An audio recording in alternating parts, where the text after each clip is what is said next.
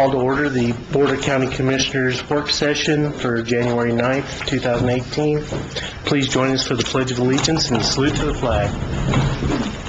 I pledge allegiance to the flag of the United States of America and to the republic for which it stands, one nation, under God, indivisible, with liberty and justice for all. I salute the flag of the state of New Mexico, with the symbol of perfect friendship among the United cultures.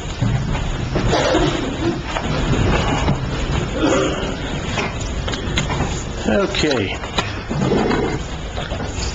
This is our second meeting with our electronic devices, so bear with us as we're moving around with them. First item on the agenda is to approve the work session agenda. Madam Manager, is there anything that need to be changed? No, sir. Okay.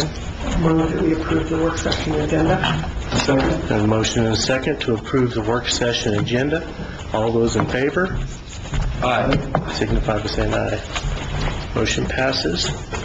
The purpose of the work session is to inform the Grant County Board of Commissioners of the agenda items that will be addressed at the next regular meeting, and for the department heads and other elected officials to communicate with the commissioners in regard to matters in the respective departments. In accordance with the Grant County Resolution number 1701, we welcome the public to attend. However, there will be no public input permitted at this meeting. Okay, first item after that is the Asset Management Plan update. Who's doing that? Aaron. Is it going to be on the big screen?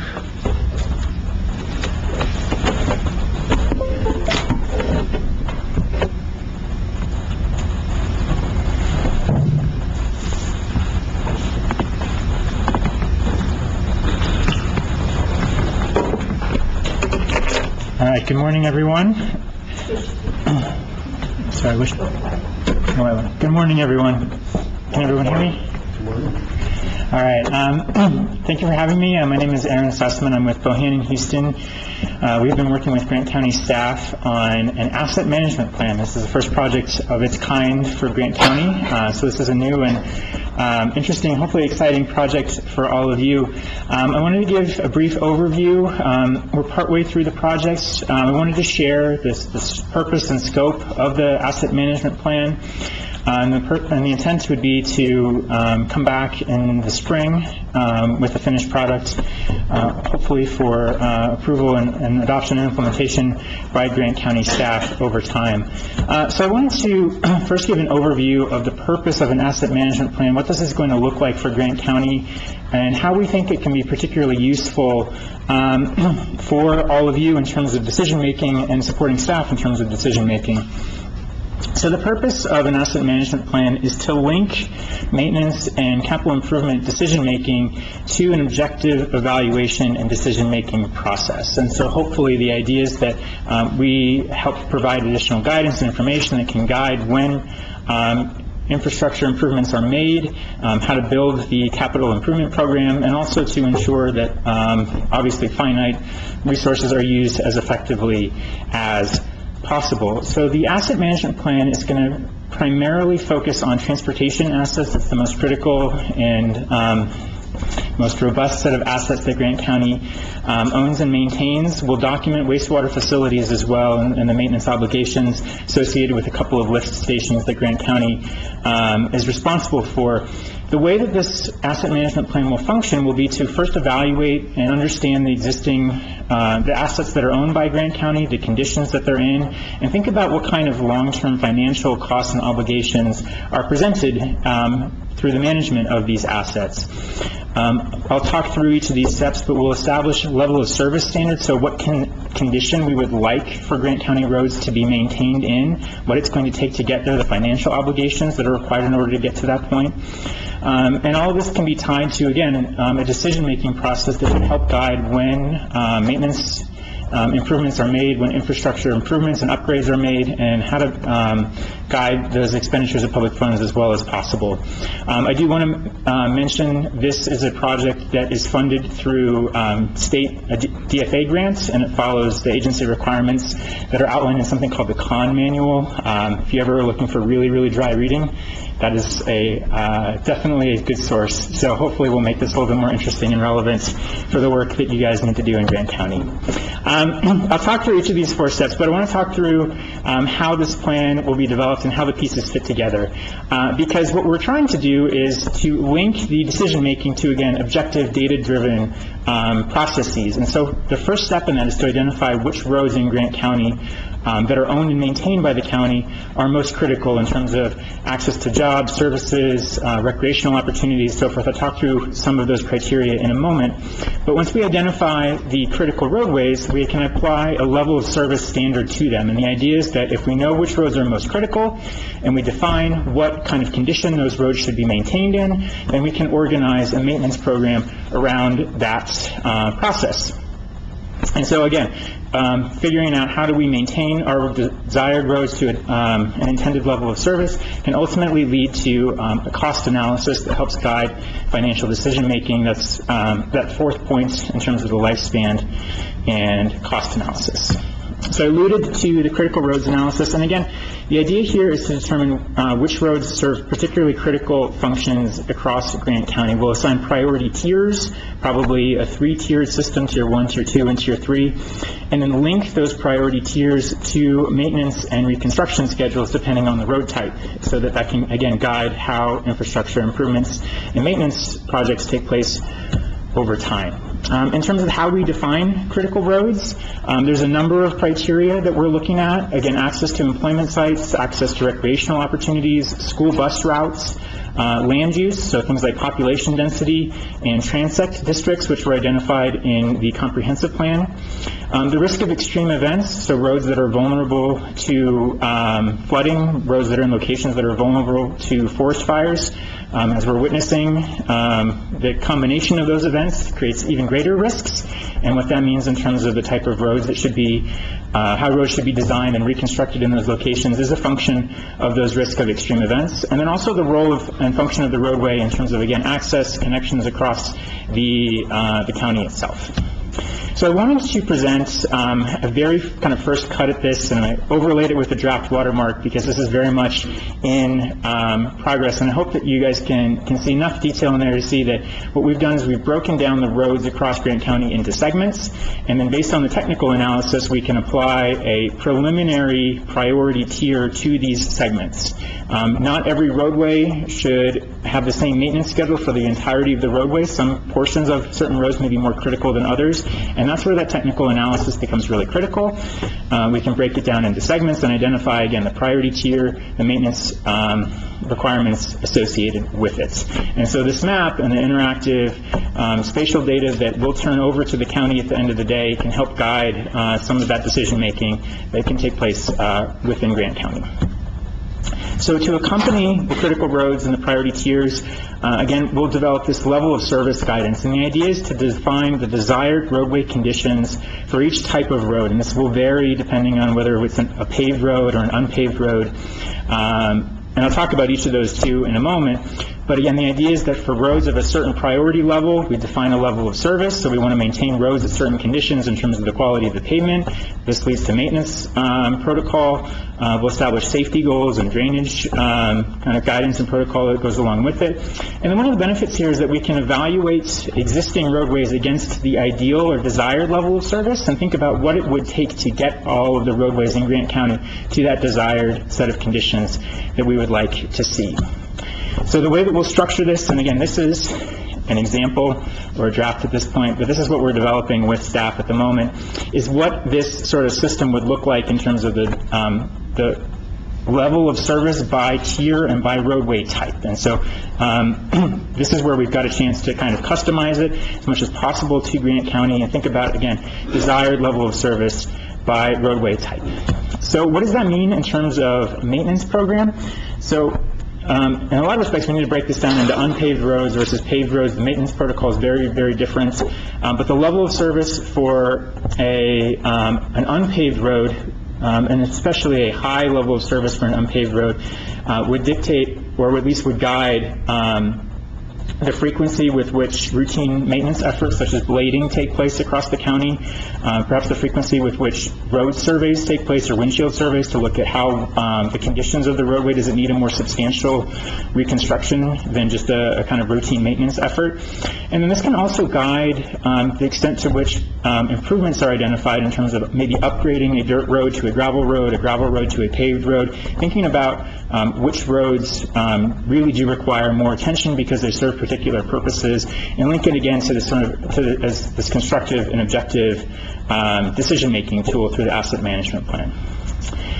Paved roads in some respects are a little bit easier to conceptualize what this will look like, also much more costly. But the reason for that is that roadway conditions along paved roads deteriorate at a much more predictable rate. And so what that means is that depending on the current pavement conditions, we'll have a general sense on how frequently or how long ago the road was constructed or reconstructed. We do have a sense of what the next likely step in terms of major maintenance efforts, whether it's resurfacing or a major reconstruction over time on paved roads. So this can also be dictated by the desired level of service, because if we want to maintain certain paved roads at a particularly high level of service, it's a particularly critical road, then that probably means it should be resurfaced more frequently, that potholes should be addressed more frequently, and that roads should be reconstructed at a more frequent schedule. All of those things come with costs, though, so these are things to bear in mind. But again, if we link the acceptable road conditions to the critical road analysis and to the level of service designation, then we have a logical way to guide infrastructure improvements and maintenance program over time. Part of this, again, comes back to life cycle costs. So thinking long-term, not just over the next few months or even a year, but several years about what kind of maintenance requirements are going to come up over time, and what kind of major improvements or upgrades or even reconstruction projects are on the docket for Grant County. And so what we can do is, again, develop some general maintenance costs by level of service. We can think about the financial obligations. And then as part of this, ultimately, we can conduct a financial analysis that will contrast the financial requirements to maintain our roads at a desired level of service over time against the available resources. And hopefully, this information can then inform the capital improvement program and can help us all think about whether we need to identify how priorities are determined or whether additional funding is required to maintain the roads at the level of service that we'd like to see in Grant County. So I went through all of that fairly quickly, but I'm more than happy to answer questions, and if you'd like me to go back at any point as well and talk through any of the points in more detail, I'm more than happy to do that. Not at this time? Oh, you do? Okay. I think primarily the question I have is the focus on roads, and struck me we have some other major assets, not just minor ones. The airport, I assume counts. Buildings, including all of our fire stations and other county buildings. But the only other one that you mentioned was the wastewater treatment facilities and pump stations. Why is it that those other assets aren't being included?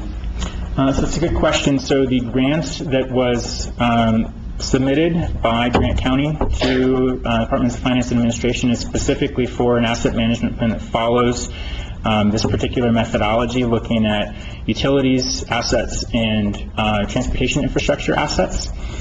So that is the scope that we are pursuing through this project. But what I would like to mention is that this is a far, far more robust process that we're creating that guides decision-making to a much greater degree than an asset management plan that's typically pursued through that funding opportunity that Grant County staff applied for, which is frequently an inventory of assets and not much more than that. And so what we've looked at doing here is to build decision-making tools on top of that inventory of assets for transportation infrastructure.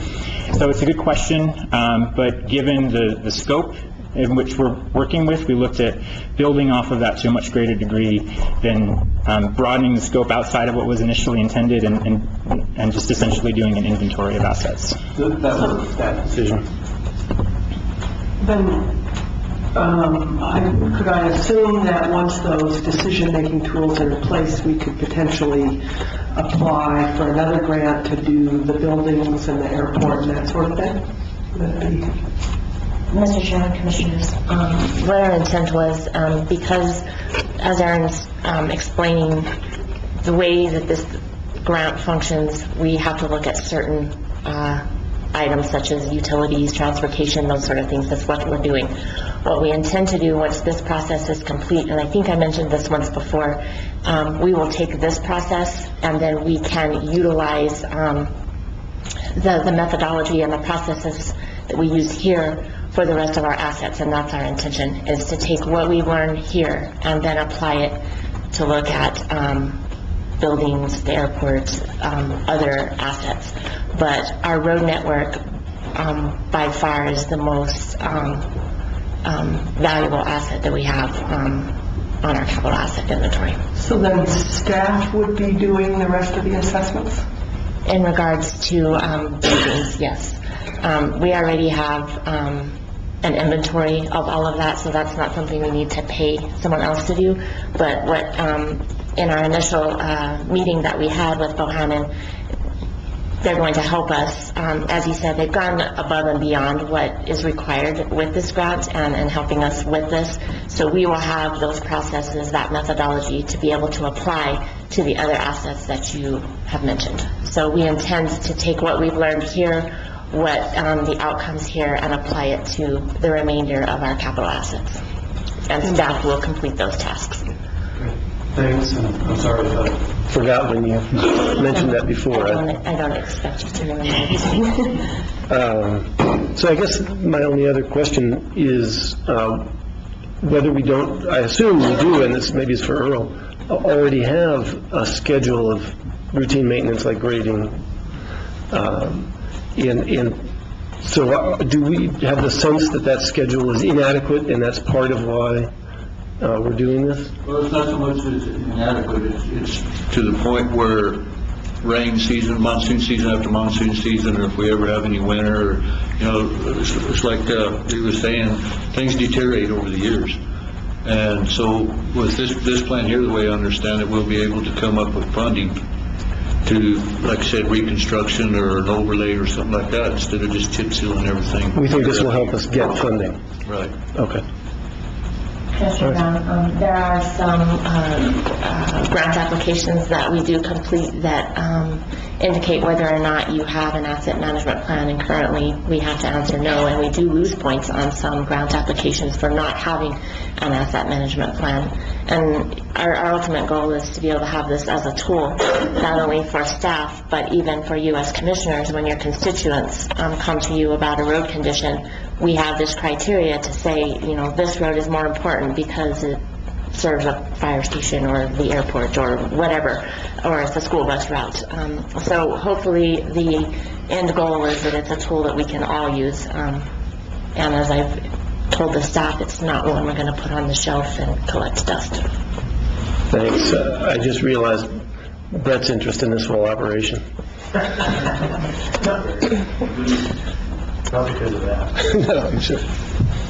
Well, this will sure make my job easier. My district has a lot of these rural roads, and I get calls, my road, and no, my road, and you have to fix my road because of this. And I think if we have a plan, and that's what I've been telling some of the constituents who've gotten quite a bit of work done on their roads, but they want more. And yeah, this will really make it easy to answer their questions. They can look at the plan instead of just arbitrarily deciding their road needs more work than someone else's. They all move to a completely unmaintained dirt road and expect you to pave it immediately. That's how I know. So, anything else? Thank you very much. Thanks, sir. Thanks. Okay, next item on the agenda is a presentation from the Honorable Mayor Richard Bausch on consideration of a joint powers agreement between the Village of Santa Clara and Grant County regarding Fort Baird.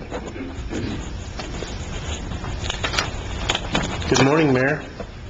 Good morning. Let me get the turn on. Good morning.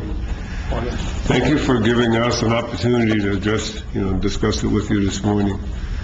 And The village is, I think everyone knows the village is in the process or trying to attempt to get ownership of Fort Baird. We believe that Fort Baird is a tremendous resource for all of Grant County. And last year we submitted a Senate bill to try to make the transfer and up in the legislation session. And we went to committee, and we went through the committee, and unfortunately, we were not able to succeed because we ran out of time, and we just submitted the bill late, and it didn't have enough time to go through the entire process. One of the things that came out of the committee is the fact that they were concerned that the village may be not large enough to, or, have the resources to be able to take on a project the size of Fort Baird. And that's why I'm here today, is to ask for the commission to consider partnering with the village of Santa Clara if we could get ownership, to go into part ownership with the village, sort of a 50-50 ownership proposition, so that we would have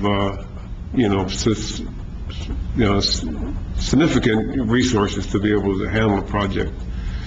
And we have here, I was discussing it with Santa Fe, some of the things, and in a committee last year when we were up there, they had mentioned that we needed to have a JPA with either a large investor or, the county in particular, to see if we have enough resources to be able to do what we need to do. And they were concerned about the village, the size of and the resources that we had. Now, since then, we recently had a discussion, and it could be an MOU or possibly a JPA. There seemed to be, attorney might be able to give us a little direction on that, but to me, I don't see much difference between an MOU or a JPA, but, so the document that I'm asking to consider could be entitled an MOU. I think maybe the MOU would be the intent to go into it, and after we receive ownership, we could make it a JPA.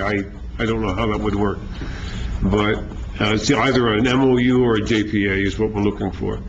And what we're asking for, I have a draft that we came up with, and of the document that we would like you to consider. I think each one of the commissioners have got a copy of the draft, I believe. And basically, all we're asking for is that we partner together in ownership, if we could get ownership of Fort Baird. And what we would like to do would be to manage it by like, say, a managing board, a couple of commissioners and a couple of city trustees, and they would elect a chairman of the board, and this board would basically oversee the operation of Fort Baird. And most of the maintenance and all that would be up to the village to, perform all the maintenance. And we're looking at the county's commitment would be like more in-kind stuff, like using equipment and those kind of things. And just help us be able to get this project going. Okay. Any questions for the mayor? I just have a few comments, if I may. I just want to say thank you for everything you've done out there, for boarding up some of those buildings and creating some preventive maintenance for whoever ends up taking it over. Through the Job Corps, you've done a really good job hiring those kids, and you've done real well. I also want to thank the people that have put together the museum. The museum is pretty awesome. If people haven't been there, they need to go see it. I really took a liking to that museum, and thank you for all your hard work. Yeah, we put $474,000 into Fort Baird this year, with money as, donations, in kind, the grants that we received, all that combined with all the in-kind stuff that we do with the village. We estimate that the value of it was $474,000. And if we realize it's a significant project, we feel that Fort Baird could be a great resource for all of Grand County. All the communities could benefit from the tourism and things that would happen in Fort Baird.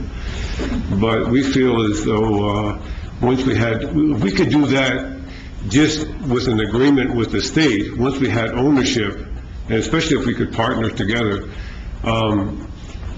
there's a lot more resources out there that we could really generate to be able to, make this project a reality.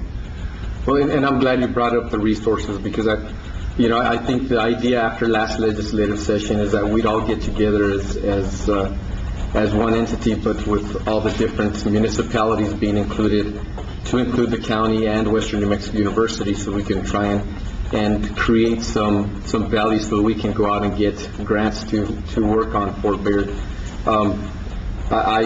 I really would like to continue to see the other municipalities and hopefully consider WMU in this venture if we decide to do something together and include everyone in that JPA. But I think the course has changed a little since we talked last year. But that's kind of the way I feel at this point, if we're going to do anything at all through the county.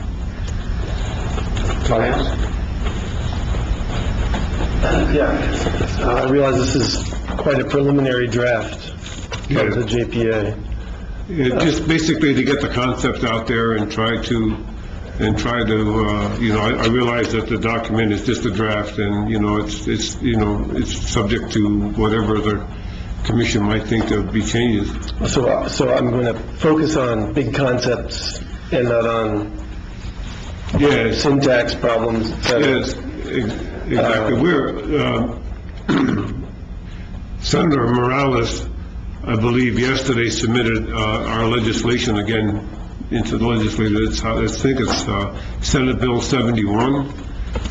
I believe, hopefully I'm not saying the wrong number, but I believe it's Senate Bill 71 is ours, legislation we're going to try again this year.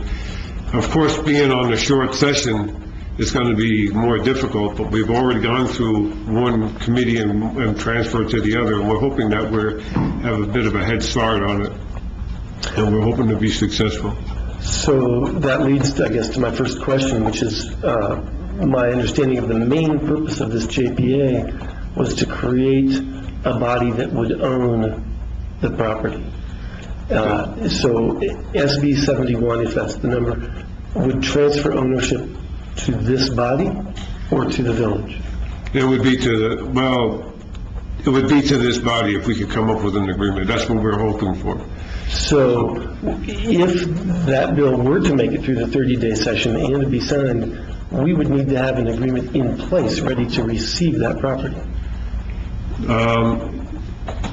I think because the way I believe it would happen would be that the property wouldn't actually transfer until July 1, so we would have time to work out the agreements and actually ownership and those kind of deals. So the bill would specify something like we're trying to get the legislator to agree to the fact that they want to transfer the property, and then we can, there's many details that have to be ironed out and on doing the transfers, water rights and a number of things that have to be worked out. But I believe that we would do that, and then the property would actually transfer in July 1.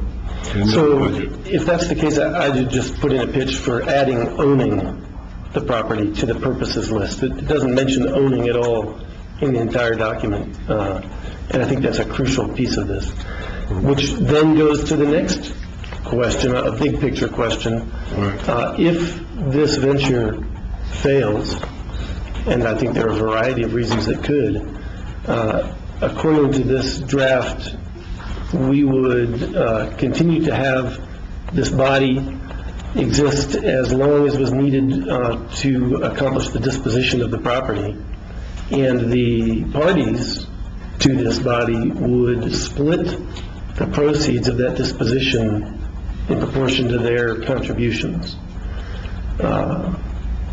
Is the state okay with that idea as far as you are concerned? What we're looking at is a reversion clause in the transfer of the property that should like within, I believe, the legislation says 10 years, that should the project fail within a 10-year period, it reverts back to the state. And I think that that would cover that. And part of the JPA that we're looking at here is like in-kind things, like if we go out there and we put equipment or different resources, and anything we actually physically do on the property, if it reverts back to the state, of course, the state's going to benefit from that. But anything that we have out there, you know, we have equipment or different portable buildings or whatever we put up, if it was the village or the county, they would get their part back, and then the rest of it would go back to the state, is what the intent was. Within the first 10 years? I'm sorry? Within the first 10 years? Yes, I think the legislation says 10 years, because there's a number of years, obviously, if we can make it work that long, then we're going to be successful. And the reason why we're really kind of emphasizing it at this point is the fact that our business plan hinges or is really supported by having a large tenant to take over some of the buildings on Fort Barrett. And so far, now we realize nothing is a guarantee and we have to go competitive, but the U.S. Forest Service is interested in leasing some of the buildings, and they could be possibly the large tenant that we're looking for. And their bidding process starts like a year from now, and it's a 2-year out before we can do it. It's a 20-year lease. So if we're not successful in getting Fort Barrett transferred within the next year or so, we're going to lose that window of opportunity to be able to bid on that contract. So this is the reason why we're kind of emphasizing the fact that something needs to be done. Sure, and I agree with that. And my questions are designed to develop a strong JPA that we can use in that regard. And by the way, to me, a JPA creates a new organization, whereas an MOU doesn't. It's okay, all right. So I think that's the distinction in my head. Yeah, I'm not sure. Like I say, I got some direction from Santa Fe saying that was a JPA. They were, let me back up. During the committee, Cabinet Secretary Burkle had mentioned that a JPA would be the appropriate thing to do. And since then, I have a conversation with him, and I wasn't sure if a JPA was exactly, he didn't know if it would need to be an MOU or a JPA. So I'm a little confused, but I'm sure council could give us direction on that, what we need to do. But I agree, I think a JPA creates an entity is what I'm looking at. Mr. Chairman, I suspect the state would probably also have a lot of direction of what they would require to actually make the transfer in a JPA. Yeah, it would be a lot more extensive than what you're looking at. Yeah, I would expect so as well. And again, I'm trying to focus on the general outlines to express some of my concerns. So I do think that we need a JPA, because I do think we want a different entity to own the property. That's the way I'm envisioning it. It's not going to be the village owning it and then the memorandum of understanding. Yeah, it'll be the county and the village as mutual owners. Yes. Yeah. So this board that would be created under here, this might be my last of the big picture questions, would supervise the executive director the way this is written. The executive director would report to the board, and the executive director is the village. And my concern here is that normally a board can conduct performance evaluations and actually hire a different executive director. But if this document establishes the village as the executive director, we would not be able to do that. It would be permanently the village. So I wonder in what sense then the village is reporting to the board, and what role you see for dissatisfaction, let's say, on the part of the commission with what's going on. Let's say we're dissatisfied and we don't think the village is being a good director. What recourse do we have? The title executive director could be changed to management or manager or something like that.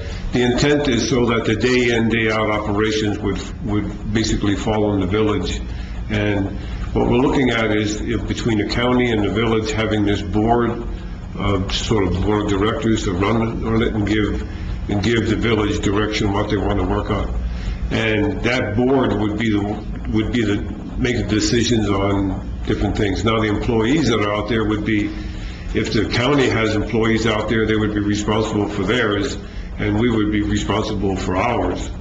But the board would give the plan direction on what buildings to work on, what we wanted to do, and those kind of things. And if the So my county, question is, let's say the board gives that direction and says you work on building X, but instead the village works on building Y. What recourse does the board have when the village doesn't do what it directs? well, the board would basically give the village direction. Yeah, and And, I have you mean, never experienced a situation where an employee or contractor doesn't do what you direct them to do? Because that's something that's conceivable, right? It could happen. Yeah, it could happen. And so you want to think about what is your recourse when that happens, if it happens. And I don't see much. Basically, what I see is we can dissolve the agreement.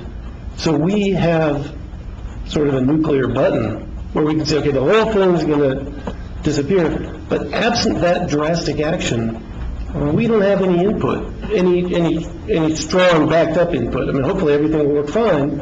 I'm trying to think of cases where it might not work fine. And I'm wondering if you could conceive of a situation where we would hire an independent manager rather than having the village be the director. And then, of course, we could fire that independent manager. That would be, the intent of the way we wrote this or drafted it was to try to keep the expenses to an absolute minimum. Right. And that would be something, if we had a site manager or something like that, you could be hired between, both this group, and that person could be fired, whatever. That would be a good possibility. As well as the fact that, like we say, we have this 10-year reversion, and should this board dissolve for any reason within that 10-year period, the whole project would revert back. So that's a great deal of leverage on the village, saying that, the village is not doing what the county would really like to get done out there. They could say, hey, I'm just going to walk away from the deal, and then that would automatically... And that's what I was calling the nuclear option. It is leverage, but it's not very convenient leverage, assuming that we all actually want this thing to work, and we don't want to just explode it. Right? If that's our only option, then it prevents you from doing things that are really egregious, but it I think makes it difficult for us to enforce smaller issues. Yeah. Do you have an idea of what the initial $50,000 would be for? The initial 50,000 was a figure we came up with after discussing it with the General Services Division, because they estimate that's how much they're kind of spending now on electricity and maintenance and whatnot. And this is what we're now. I don't know. This is their figure, and this is the reason why we started. Do you see $50,000 a year going into that facility? I personally don't know. I can't believe that. But I know they're budgeted for maintenance, and Fort Barrett is part of their maintenance, and I think they kind of estimate something around 50,000. And the reason they're coming up with is partially the salary of one individual to be out there doing various things from time to time, maintaining the pumps and whatnot, as well as a little bit of repair work, if they need to put plywood up over a window or something, and that's kind of what they budgeted. So that's where the 50,000 came from. Yeah, maybe. Once you load it. Right. Now, what the document says, after say we would assume ownership and go on, we run it. After that, we would have a better idea of what would be the cost would be. Of course, the cost could be real high if we want to do a lot, but we're talking about the basic minimum amount to keep it from deteriorating, just stabilize it and not letting it, collapse from where it is now. So I have a couple more, and I know it's taking some time, but one is really just a point. You don't have to answer it, but the initial money the way it's reported here, seems like would go to the village, and then anything left over after expenses would be put into a special fund. And I just want to register my preference that the initial money would go into that special fund from the beginning, so that the monies would always be, for accounting purposes, segregated. Well, that was the intent, is to create, the village would be the fiscal agent, so the county wouldn't have to have that burden. So the village would be the fiscal agent, but we would create a new account, and that funds would go into that account, and we could dispense it from there. And if part of the concern, which I have to say is part of my concern, is that it's a very large project for a relatively small village, I'm not sure how making the village fiscal agent is consistent with addressing that concern. My thought all along really was that the county would end up being the fiscal agent because we deal with a lot more money in general. And I think that that's part of the concern that folks have. Would you object to the county being the fiscal agent? We would be willing to discuss that, yeah. I think that. But you phrase it as doing us a favor, relieving us of the burden, but I'd rather address the concern that it's just too large for a small village. So, okay, I'm glad that's open for discussion. And last, related to these things, according to this, we'll all work out a budget. The commission gets to approve the budget, the village gets to approve the budget, but if the commission doesn't approve the budget, the village still gets to approve the budget. And I'm not sure what you were trying to get at, but I don't think that's acceptable.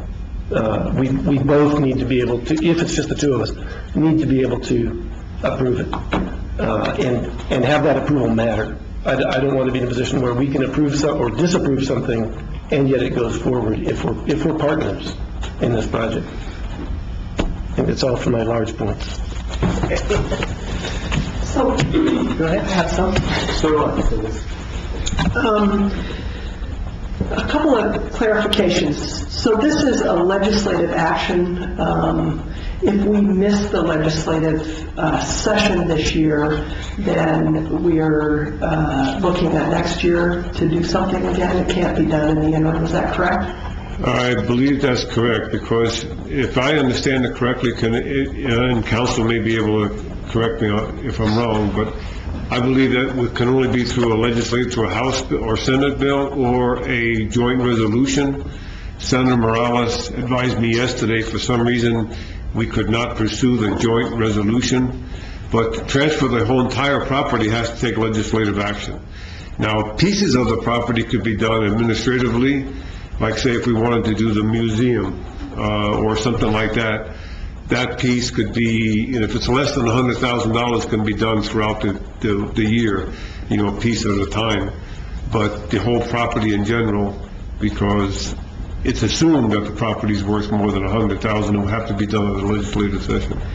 So then, assuming that it doesn't get done in this legislative session, and I understand that there is some timing issues, important timing issues based on being able to participate in the RFP for the Forest Service, et cetera. If it took us longer than the next, 3 weeks that are left in the session, or I guess it hasn't even started, so 4 weeks of the session, Right. Then is it feasible or even reasonable to consider the possibility that we could do it in multiple pieces administratively over the course of the year in order to deal with that timing issue? I don't think we could get enough of it transferred. To do it piece by piece, it may be possible, but I don't know what the process is, but Okay. you're talking a significant amount of structures and whatnot, and you have, if we do it piece by piece, we're limited to that $100,000 value, and we might have to do 10 or 12 of these to get the entire property. So Okay. it doesn't seem logical that we could go that way. Okay.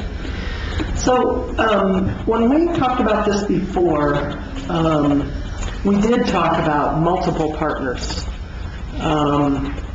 the Western, we talked about all of the municipalities in the county being part of it.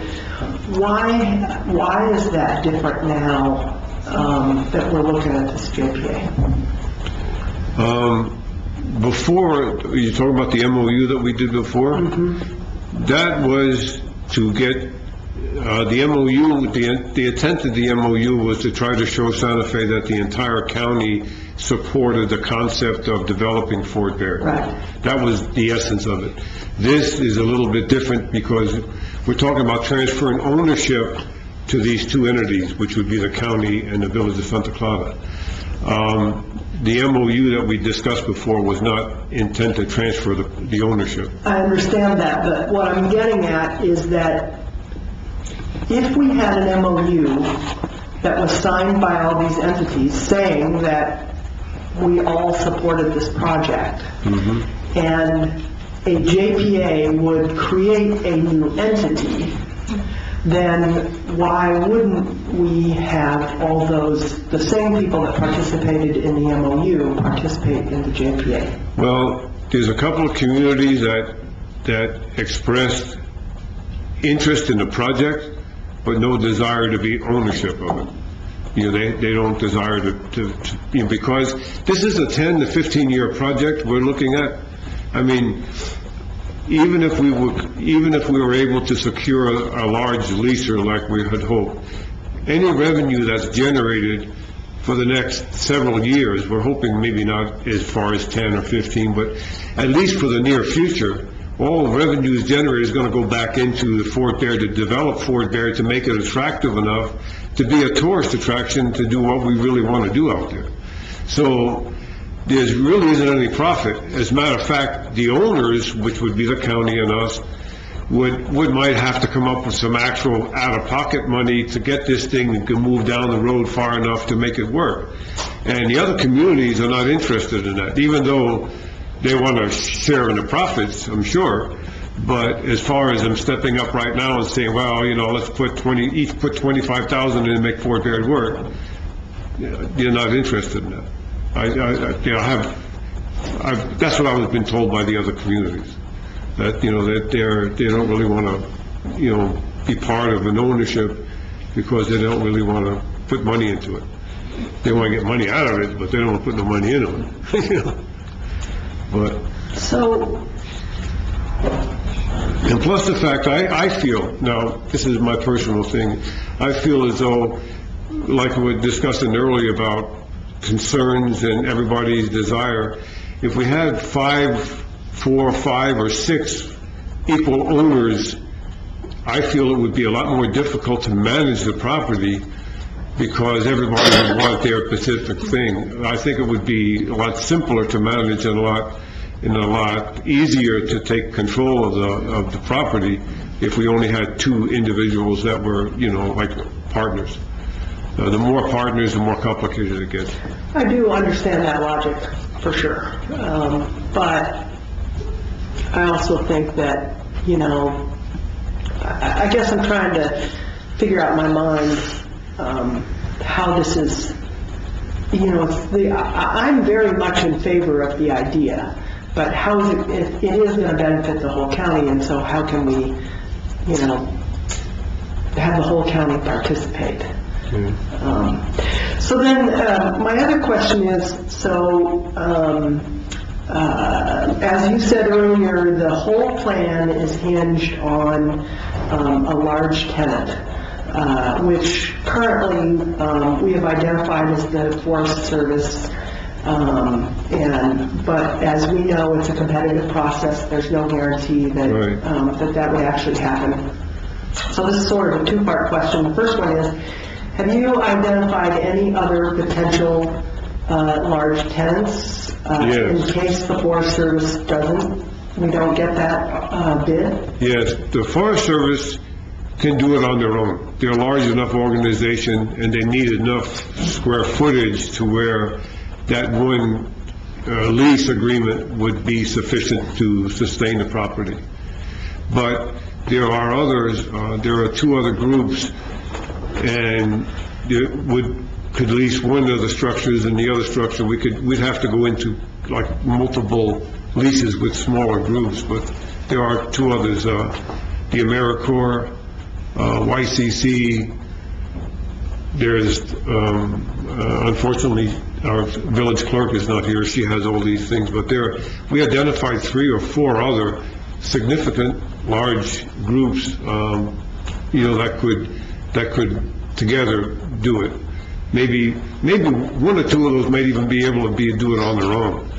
But like, for example, a nurse's quarters is a very significant sized building. That might even be enough to generate. Now, what we're looking at is the basic lease. We're hoping to generate enough revenue we feel as though once a place is up and running, would take, with employees and all the maintenance and everything, about $150,000 a year to maintain the property properly. Now, that's what we're looking at. Now, if we got a lease, that would generate more than that, then the additional money would go back in as investments to bring the property up. So it wouldn't have to take something the size of the Forest Service to sustain the property and make it sustainable. And then what we would have to do, we would have to pursue other economic endeavors like an RV park or leasing out other buildings to smaller companies and those kind of things to try to generate revenue to build a property. Okay, so you have a large tenant, and then let's just say that, we're fortunate enough to get the Forest Service. It's my understanding that the JPA does not, or that the transfer of the property, from the state would not include any water rights. Where is the water going to come from to support the tenant? Or tenants? Part of the legislation, or what we're saying, we want to lease. The water rights themselves will always remain with the state because that's federal law and federal way the property was set up. But we can lease water from the state, and the state is agreeable. They had indicated that would be something that they would be amenable to. So we wanted to lease 35 or 45 acre feet of water for fire protection and for on-site use for the structures and things that we're going to be doing. That would be sufficient water.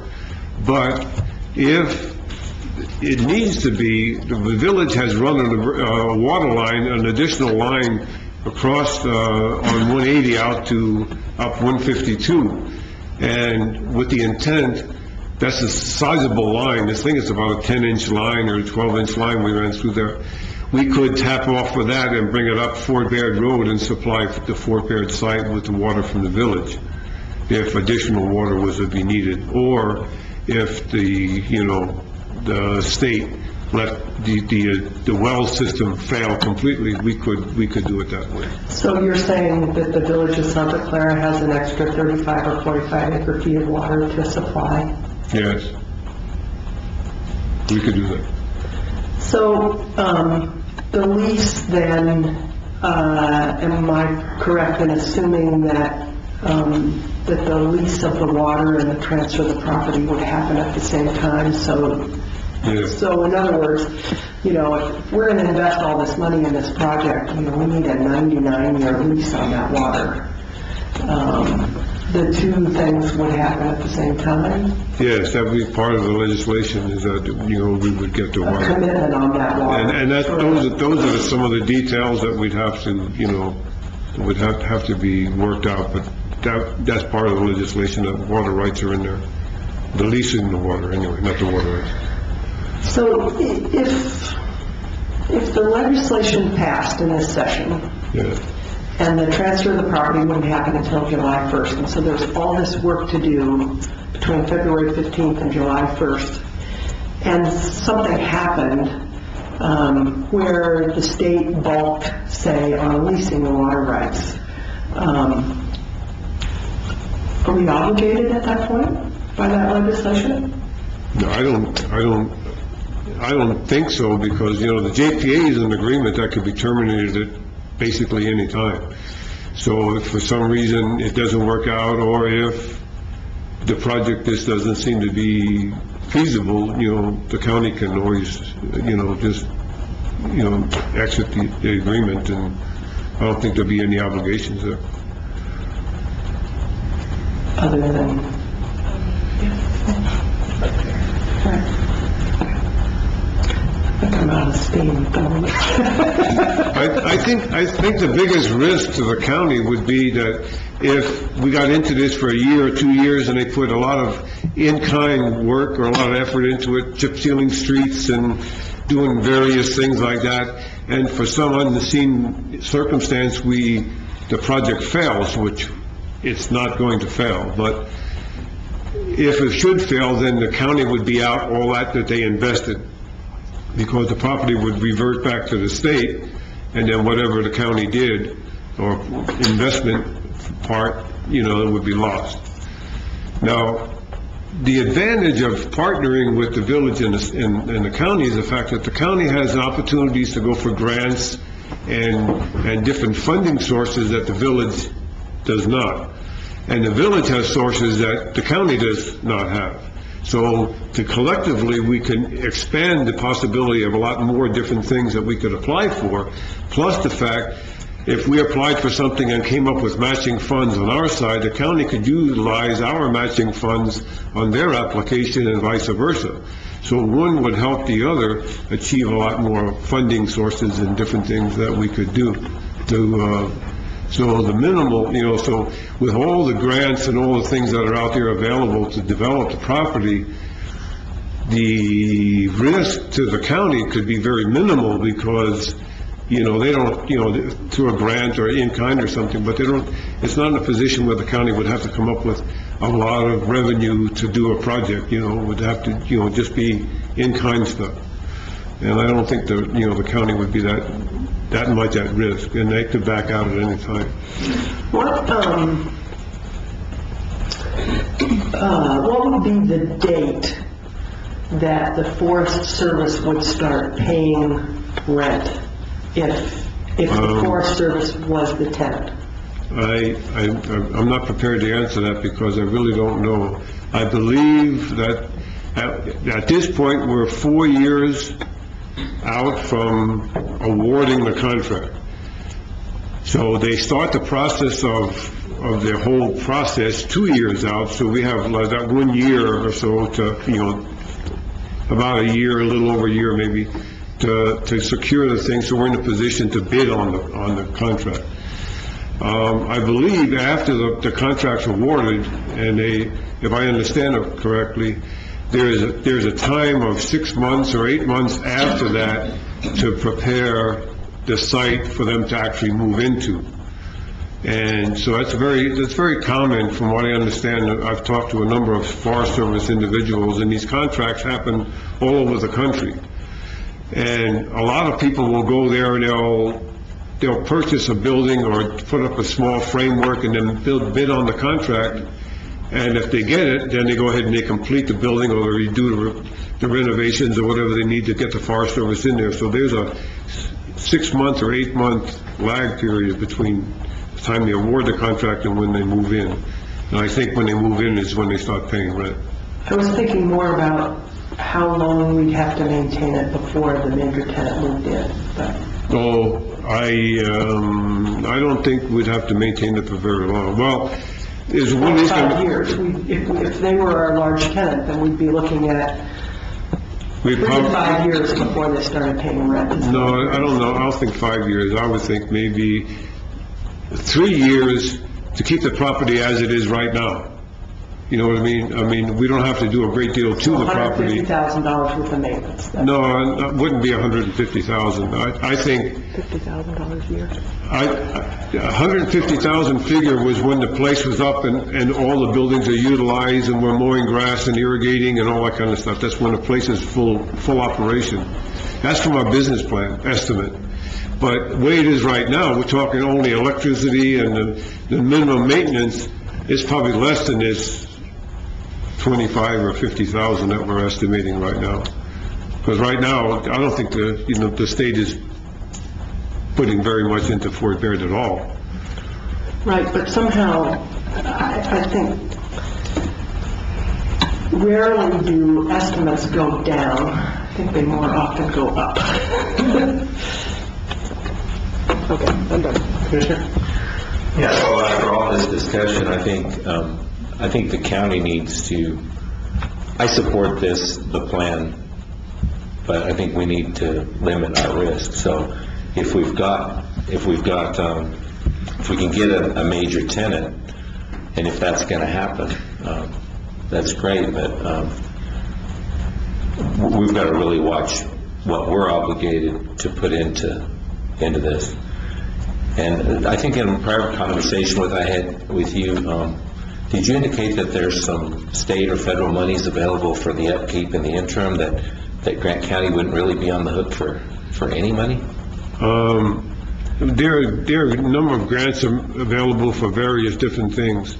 I don't know if any grants for maintenance, but what we're looking for right now, if we were to take the property over right now, we would have to be, like, the state isn't maintaining any of the buildings, it's basically, not going on. We have, between the villages, already mowing and maintaining potholes and those kind of things. Those things are coming basically out of our budget now. And the only thing that would be an additional expense would be the electricity for the lights and different buildings that are using electricity. Now, the state is still utilizing a couple of buildings, and when we transfer the property, they're still going to utilize those buildings. They'll pay for the electricity for that, as well as the National Cemetery is a standalone situation.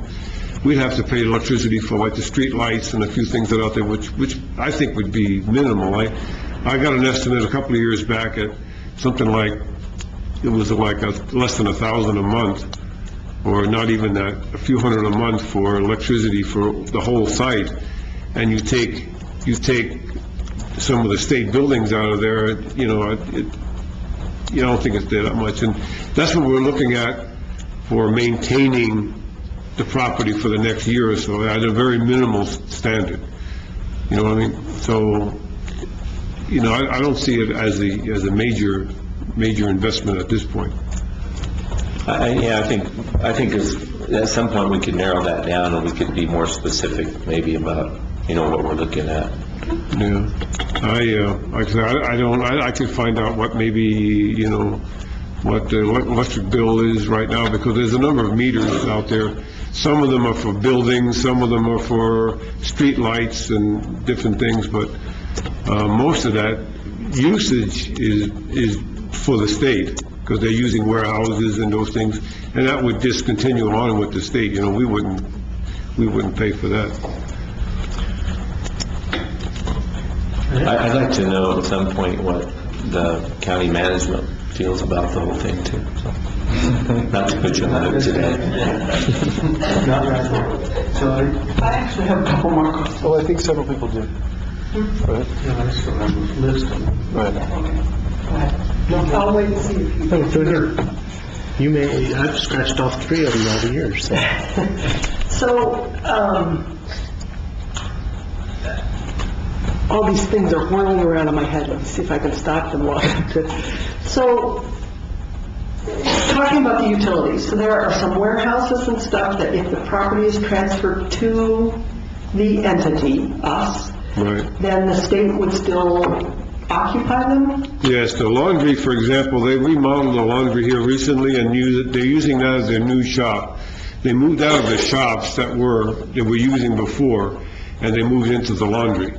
Now, that building would transfer to us, but we would have to have a lease with them to utilize the building with sort of a trade-off kind of a thing, but the electricity bill for that building would go with the state. As Okay, well so as the other. what I was really getting at is then, so that the buildings that the state would continue to occupy, they would pay us rent for that, correct? Minimal, okay. Buck So- a $1.05. Oh, a buck a year, okay, all right.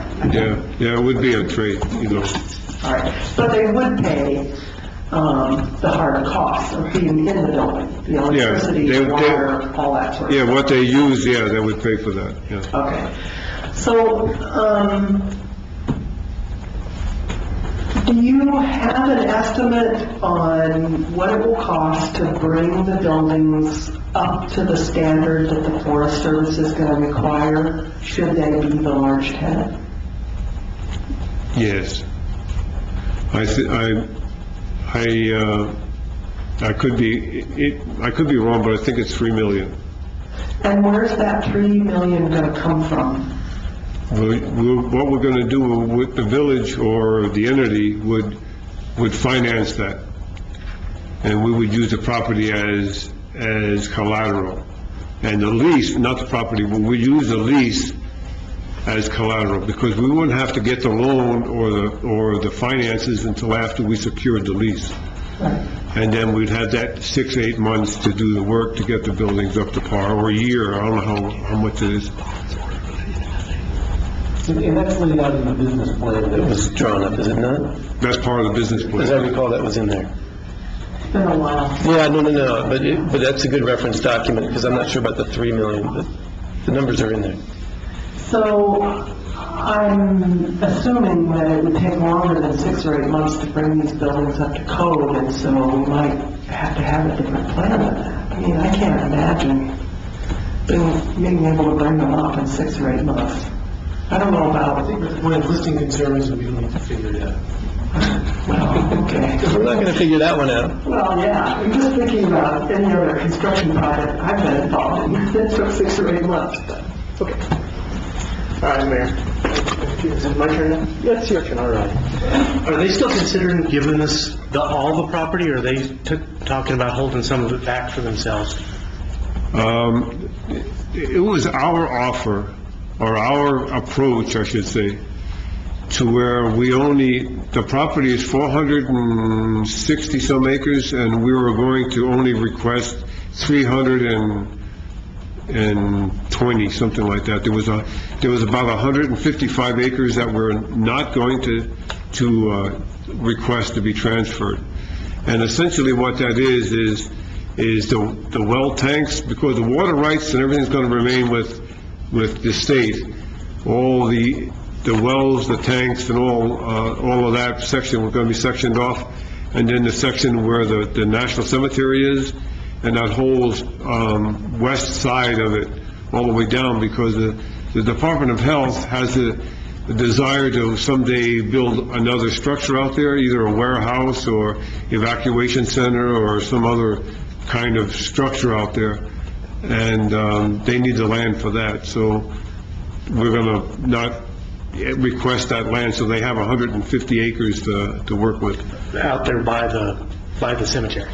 I'm sorry? By the cemetery, is that what you're talking about, west of the cemetery? Yes, the 2 cemeteries that are out there when you go into Fort Baird, and you go through there, and it makes a split, essentially everything from the left-hand side over.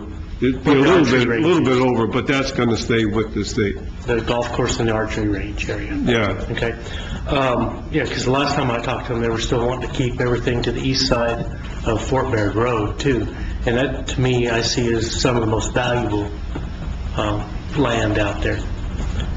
So, what historical rules and regulations are we going to be shackled with when we start trying to rehab these buildings?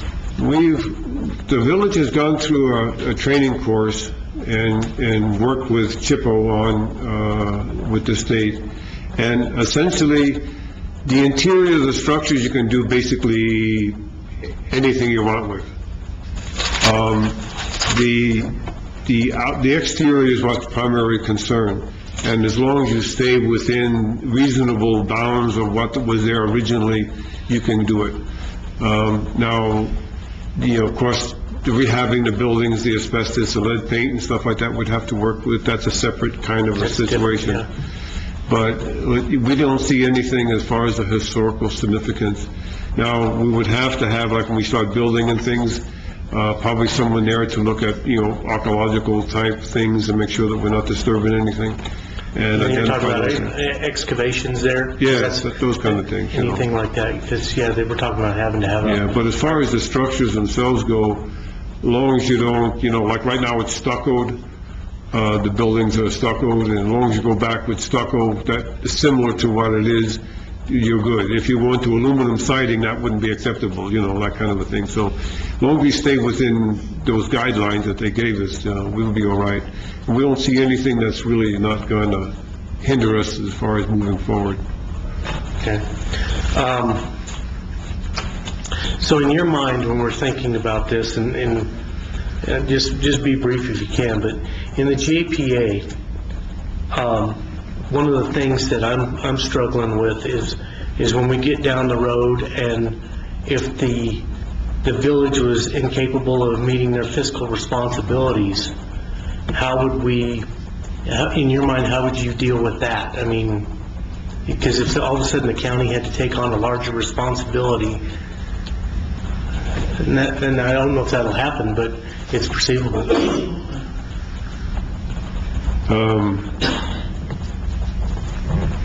It's tough, I know. I don't know what, I don't know how to answer that, because like I say, it would be one of these kind of things that the county can always leave the project, I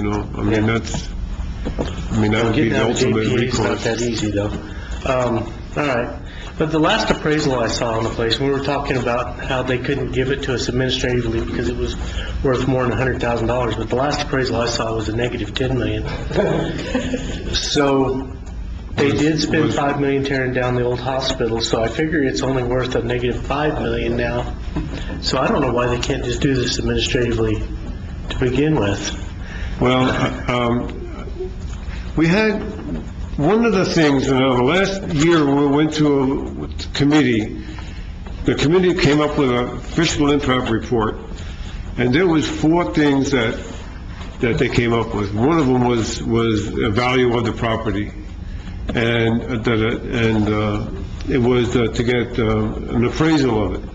And we looked into that, and to get an appraisal of the property, we'd have to pay for that, because the state wasn't going to do that. And the lowest estimate we got was $30,000 for an appraisal. And we wasn't about to pay that. We don't have the money to spend $30,000 simply for an appraisal. But we got a professional opinion from the individual who does these commercial properties. And essentially, what they're looking at is the property that we were told essentially has no value at all. I mean, that's hard to believe maybe, but if you look at it, if somebody is to go out there right now and the only thing that the property is worth, if it was totally cleaned off, no buildings, no nothing left, and plain land, it would be it would have significant value. But to demolish everything that's out there would be somewhere in the neighborhood of $12 to $15 million. To level, to demolish all the buildings, remove it, and just destroy the whole thing. And on the other hand, on our business plan, we estimate that it's about 18 to 20 million to rebuild the whole thing and make it all like brand new. So one outweighs the other, and the appraiser said that the property value really is very, very little or nothing, because if you weigh one or the other, no matter which way you go, you tear it down, it's going to cost millions. If you build it up, it's going to cost millions. So to have a positive value on the property is very difficult to do. Absolutely.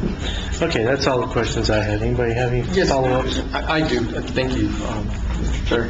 I wanted to ask, how current are your audits, and can we all have a copy of your budget so we can start looking at that before we make any decisions? Sure. All our audits are up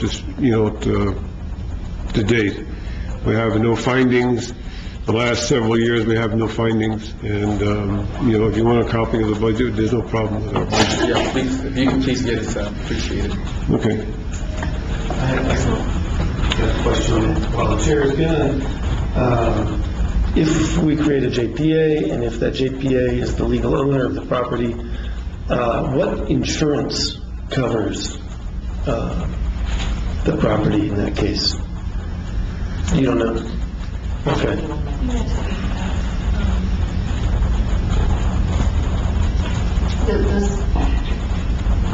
Where liability falls into it is difficult, and we could probably work it out. Some of it in the JPA, or most of it in the JPA. I think the difficult thing is when one entity can't run it anymore, and another entity has to start running it. Does that make sense? Well, I think we're all concerned about that. A difficult piece. It may be possible to have independent insurance for the organization that's created itself. Presumably, it I would don't be know more if Charlene's done that cost-effective before. to participate in. I don't know if the state TAC insurance. entity does. I don't know if they have their own.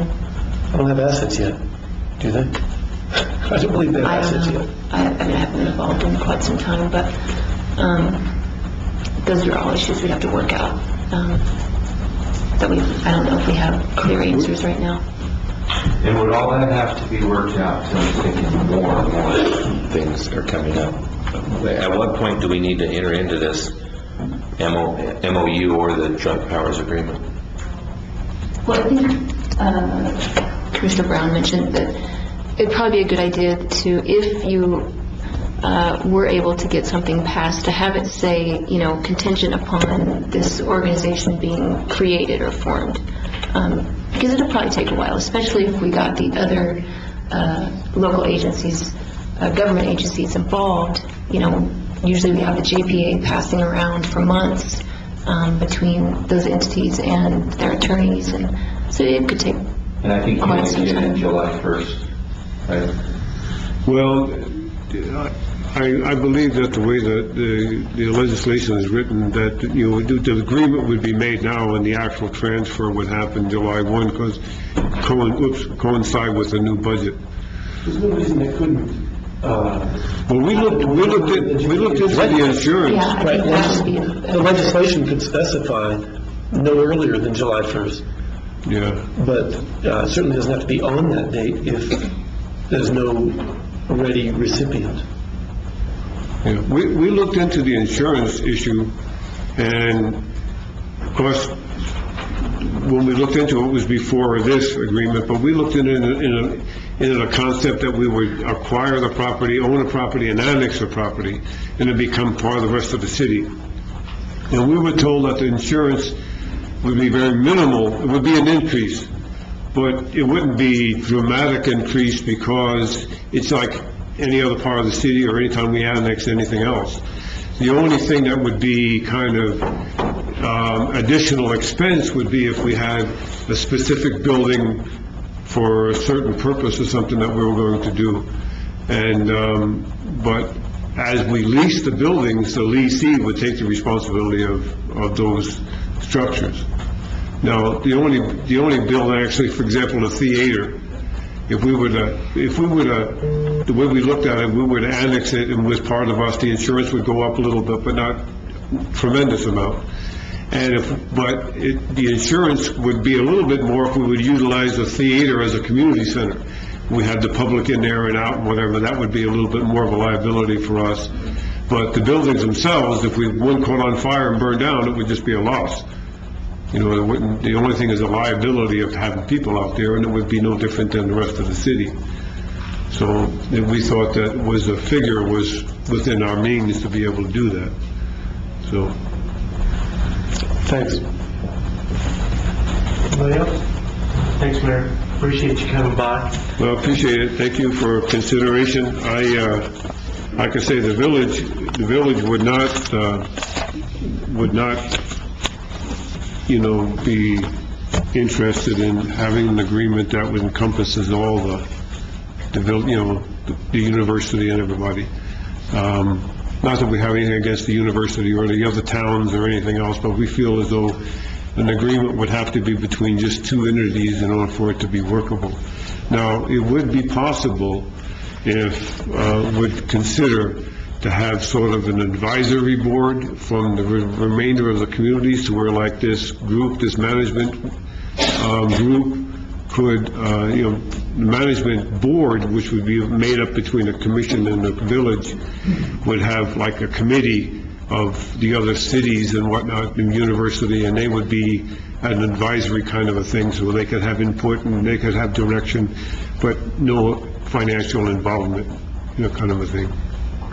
Okay. Thank you very much. Thank all you all for coming. We appreciate it. Thank you.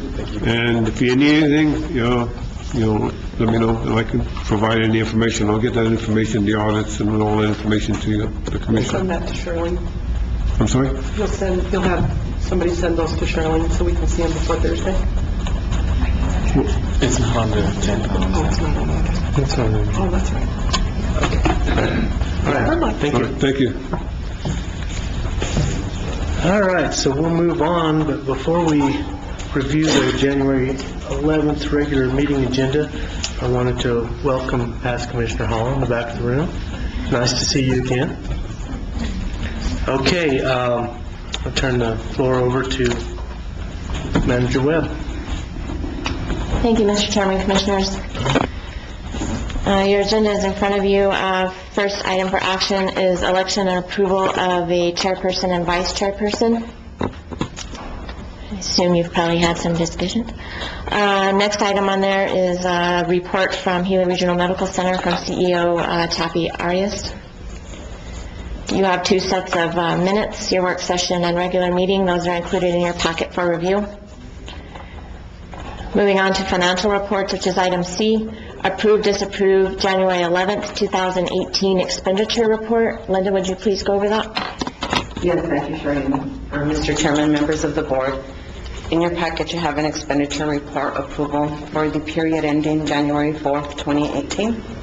And the total sum of the entire packet is $1,375,744.06. Included in this is $928,886.90 in AP checks. And some of the highlights of those checks that are above $10,000 is a check to Arthur J. Gallagher and Company. This is for the airport liability insurance renewal, and that is for $10,225. A check to Wright Express Fleet Services, and this is for the November 2017 fuel charges, and this is for $22,217.95. A check to Silver City Chamber of Commerce for November and December 2017 management fees, and this is for $11,666.38. A check to White Sands Construction for the Tucasa Construction Progress billing, and that is for $267,214.06. A check to Juniper Advisory in the amount of $14,408.46, and this is for the November 2017 retainer fee and services. A check to David Stevens, which is Core Values, in the amount of $43,834, and this is for the January inmate healthcare services. A check to Ascent Aviation in the amount of $17,937.20, and this is for December jet fuel. And a check to Gila Regional Medical Center in the amount of $14,965.35, and this is for the November indigent claims that was approved at the previous meeting. And also included in this packet are payroll checks for pay period 25 and 26, and the fiscal year 2018 clothing allowance, and this totaled $446,857.16. Any question? Thank you. Moving on to new business, item D, High Desert Humane Society annual report. Heidi will be here to give you her annual report. Item E, value tracking generating tax revenue presentation for Grant County, presented by the assessor Raul Trieta, and there was no documents provided for that, so I have no idea what that's about. Item F, approved, disapproved 2018 committee assignments. These are the various assignments for our representation on different boards. I don't know if you guys have any discussion. You intend on leaving that the same? I'm going to say something.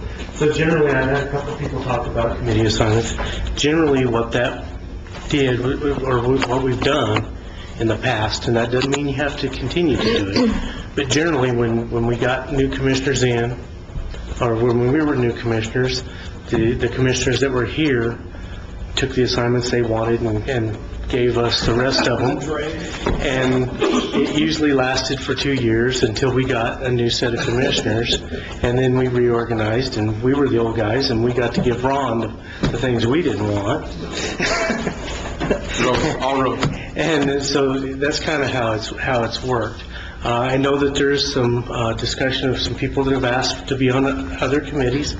I think that it's a twofold question. One, I know that you want to be on those committees, but it also requires removing somebody from those committees. So I wouldn't be for putting somebody new on a committee unless the person that was on that committee agreed to step off of that committee. I think that's only fair. I hope that you guys in the future remain to be as fair as we have to the new people that you're going to get next year. You're trying to say that next year they can do whatever they want? They can do any damn thing they want. Thank you, Mr. Chair. It was fully within the spirit of that I made my requests known to you. It was my intention to dislodge anybody against their will, and partly it was because there are some assignments that aren't on here that I know are taking time. Right, you're absolutely correct. So, yeah, please take my requests in the spirit of doing it if it makes sense. I am. And I don't even sleep thinking about stuff like this. It's important to me that you're treated fairly, but it's also important to me that everybody else is too. Of course. So, that's all I have to say about that. Okay. Moving right along. Item G, approve, disapprove county manager entering into agreement for professional legal services with Drinker, Biddle, and Ralph LLP. There isn't an attachment in here. Abby and the attorney are working out some details in the letter of engagement, and we would just like your approval to allow me to enter into that agreement once the two attorneys have agreed upon the language. Okay. Questions, concerns? Explain to us the scope of their work. The scope of their work is to provide legal counsel with any possible partnership that may come out of the work we are conducting with Juniper in regards to Gila Regional Medical Center. Just want to make it clear. Thanks. Moving on, item H, approve, disapprove the 2018 Volunteer Fire and Rescue Annual Election of Officers. This is a consent agenda item for the following departments: Cliff Gila, Fort Baird, Lower Members, Pinos Altos, Santa Rita, Sapio, Tyrone, Upper Members, and Whiskey Creek. We do this every year. Any questions on that? No. Item I, approve, disapprove the annual service report and EMS Fund Act local funding program application for fiscal year 2018. This is also a consent agenda item for the following departments: Gila Regional, Gila Valley, Pinos Altos, Tyrone White Signal District 1, Tyrone Flying A and Wind Canyon District 2, Tyrone Hachita District 3, and Whiskey Creek. This is also something that we do annually. Any questions? So how many times are we going to vacate this piece of property? I'm going to let Abby explain that one. It's been quite a long time. Can we not get this right? No. No, I can't. I apologize. There was a typo. Surgery, isn't it? It is. There was a typo in the last resolution that you approved. I don't want to get into it anymore. And it was an important one because it was the book and page of the plat. So that's the only reason it's back on here. So that the clerk's office can file it with the correct plat. I'm glad we got it right. I take responsibility for this. It's correct, I believe. Before we vote Thursday, let's make sure it's right. But that's the only reason it's back on. And we're recollecting the signature from Freeport. Oh, good. And we Sounds have like we Freeport signature. We had to, yes, again. Okay. All right. We don't have to talk about that one anymore. Okay, good. I don't want to talk about that one anymore. Item K, approve, disapprove Resolution R1801, Open Meetings Act for 2018. This is a resolution we're required to adopt each year at the beginning of the year. And there were no changes from the previous year. Item L, approve, disapprove Resolution R1802, a resolution approving 2 Grant County Airport ground lease agreements. I'm going to let Abby explain this. This was some request from the State Board of Finance. these are the two ground leases with Mr. Sherman and Mr. Orman that we've been working on for quite some time, that we had to get State Board of Finance approval for, and we did get that approval, but it's contingent upon the minor revisions that you see in red in your draft. I assume you can see in red.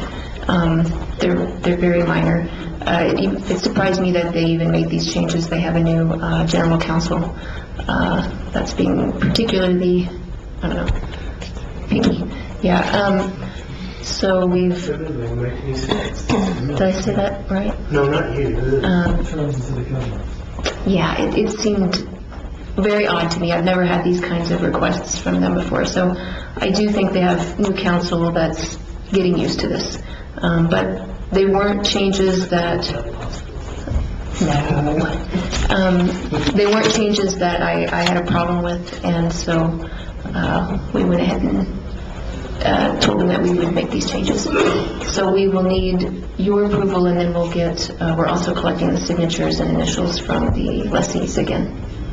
And it's normal for them, not these particular changes, these are a little odd, but it's always normal for the state to send it back, and we have to make changes, and then it always takes this long, so. Do you have any concerns? No, not really. It's, yeah. Because I didn't see the difference between them, that is why I didn't argue about it. I just made the change and moved forward. Now, why won't they let us recover our attorney's fee? That is a recommendation, and I'm actually, I don't have a problem with that one either. Usually I like to let the court or the law dictate that. Essentially, it's unnecessary. Yeah. And then because you do and that, you you have- renumber everything. Yeah. Just have to renumber everything. Yes, I had to renumber. Which I didn't have a problem with. Anyway, I'm fine with the changes. I believe Charlene's fine with them, and I would recommend you go ahead and approve it. I'm going to change it back and send it back. Yeah? Do it one more time? Okay. Thank you. Any other questions, comments on it? Moving on to bids and request for proposals. Item M, approve, disapprove RFP 1802, mine aggregate pit for Grant County. This RFP was released. We opened bids last week. Had 3 respondents: T.G. McCauley Incorporated, Southwest Concrete and Paving Incorporated, Fowler Brothers. Committee reviewed these proposals and scored them according to the criteria that was outlined in the bid specs, or in the proposal specs. It is our recommendation to enter into negotiations with the high-scoring proposal, which was submitted by Fowler Brothers. Because this is a professional services contract we'll enter into, it works like we've talked before about. We will enter into contract negotiations with Fowler Brothers. If that's unsuccessful, you can move on. I don't anticipate that being unsuccessful, but that will be our recommendation. With some reservations, but I'll get over them. Any questions, comments from anyone? No?